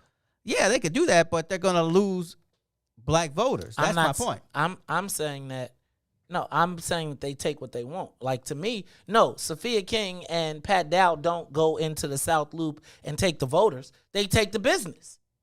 Like, you take where it ain't no votes, but you get the economic benefit. Man, it's not like that anymore. It used to be like that, but now there's business The apartments. old way of doing things, we don't got to follow that no more. I'm not talking about that. I'm talking about the truth. So No. the buildings aren't like that anymore. Now the business and may be on the bottom, but there's You're saying 20 stories. However, there are like strips. There are, like, I would take Michigan Avenue. I see what you're saying. Here's what I would say. There needs to be strategic planning as it relates to the map. Can we do something the new way? It ain't got to be the old way all the time. Yeah. I'm saying the new way or the old way. It's power. The old way. We need to the use old reform. way when it comes to maps is the new way. We need to do figuring out how can you become the more powerful person. But you don't have to follow the old system for doing that. We can kamikaze pilot the map process. We can take some crayons and color in what we want. And you know why it's not as easy as you make it sound is because change is hard. No, because you still need 26 votes. You got to remember the constituency that you're working with are the other aldermen. So the 26, so you get your 26 together. Here's what I'm suggesting. I'm not suggesting kamikaze. What I am suggesting is that we stop entering and approaching negotiations from the standpoint of what can't happen. Because usually what can't happen is how black people have been taught. White people say, if it ain't how we need it, then we'll make the rules the way we need them to make. Now, I am not suggesting that it's that simple. It's never been that way with the maps because everybody gets a say in their own area. And we never had white people storming the Capitol like they did either. Anything is possible, So Todd. everybody is fighting for their own territory. They really don't care about the rest of the world, to be honest with you. Until they start to talk about it from a power dynamic. Now, if I go, and I know we got to wrap, if I got 22 black votes, we 22 say this is what we're going to want. We'll work it out. They can carve that space up and then work it out amongst themselves. Then you go find your other 4 or your other 6, your other 4, and you straight.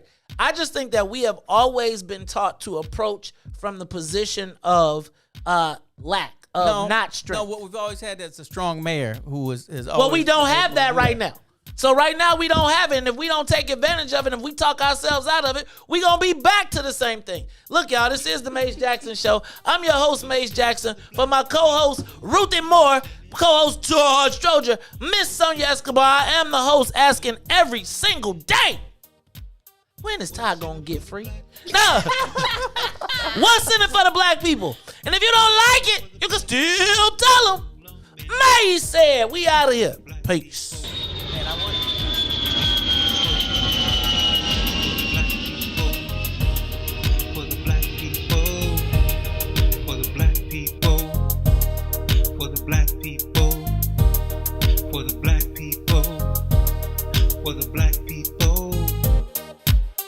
What's in it for the black people? Let's hear it. What's in it for the black people? Don't fear it. What's in it for the black people? Let's hear it. What's in it for the black people? Don't fear it. For the black people.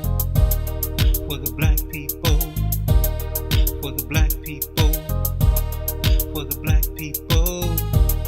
For the black people, for the black people, for the black people, for the black people.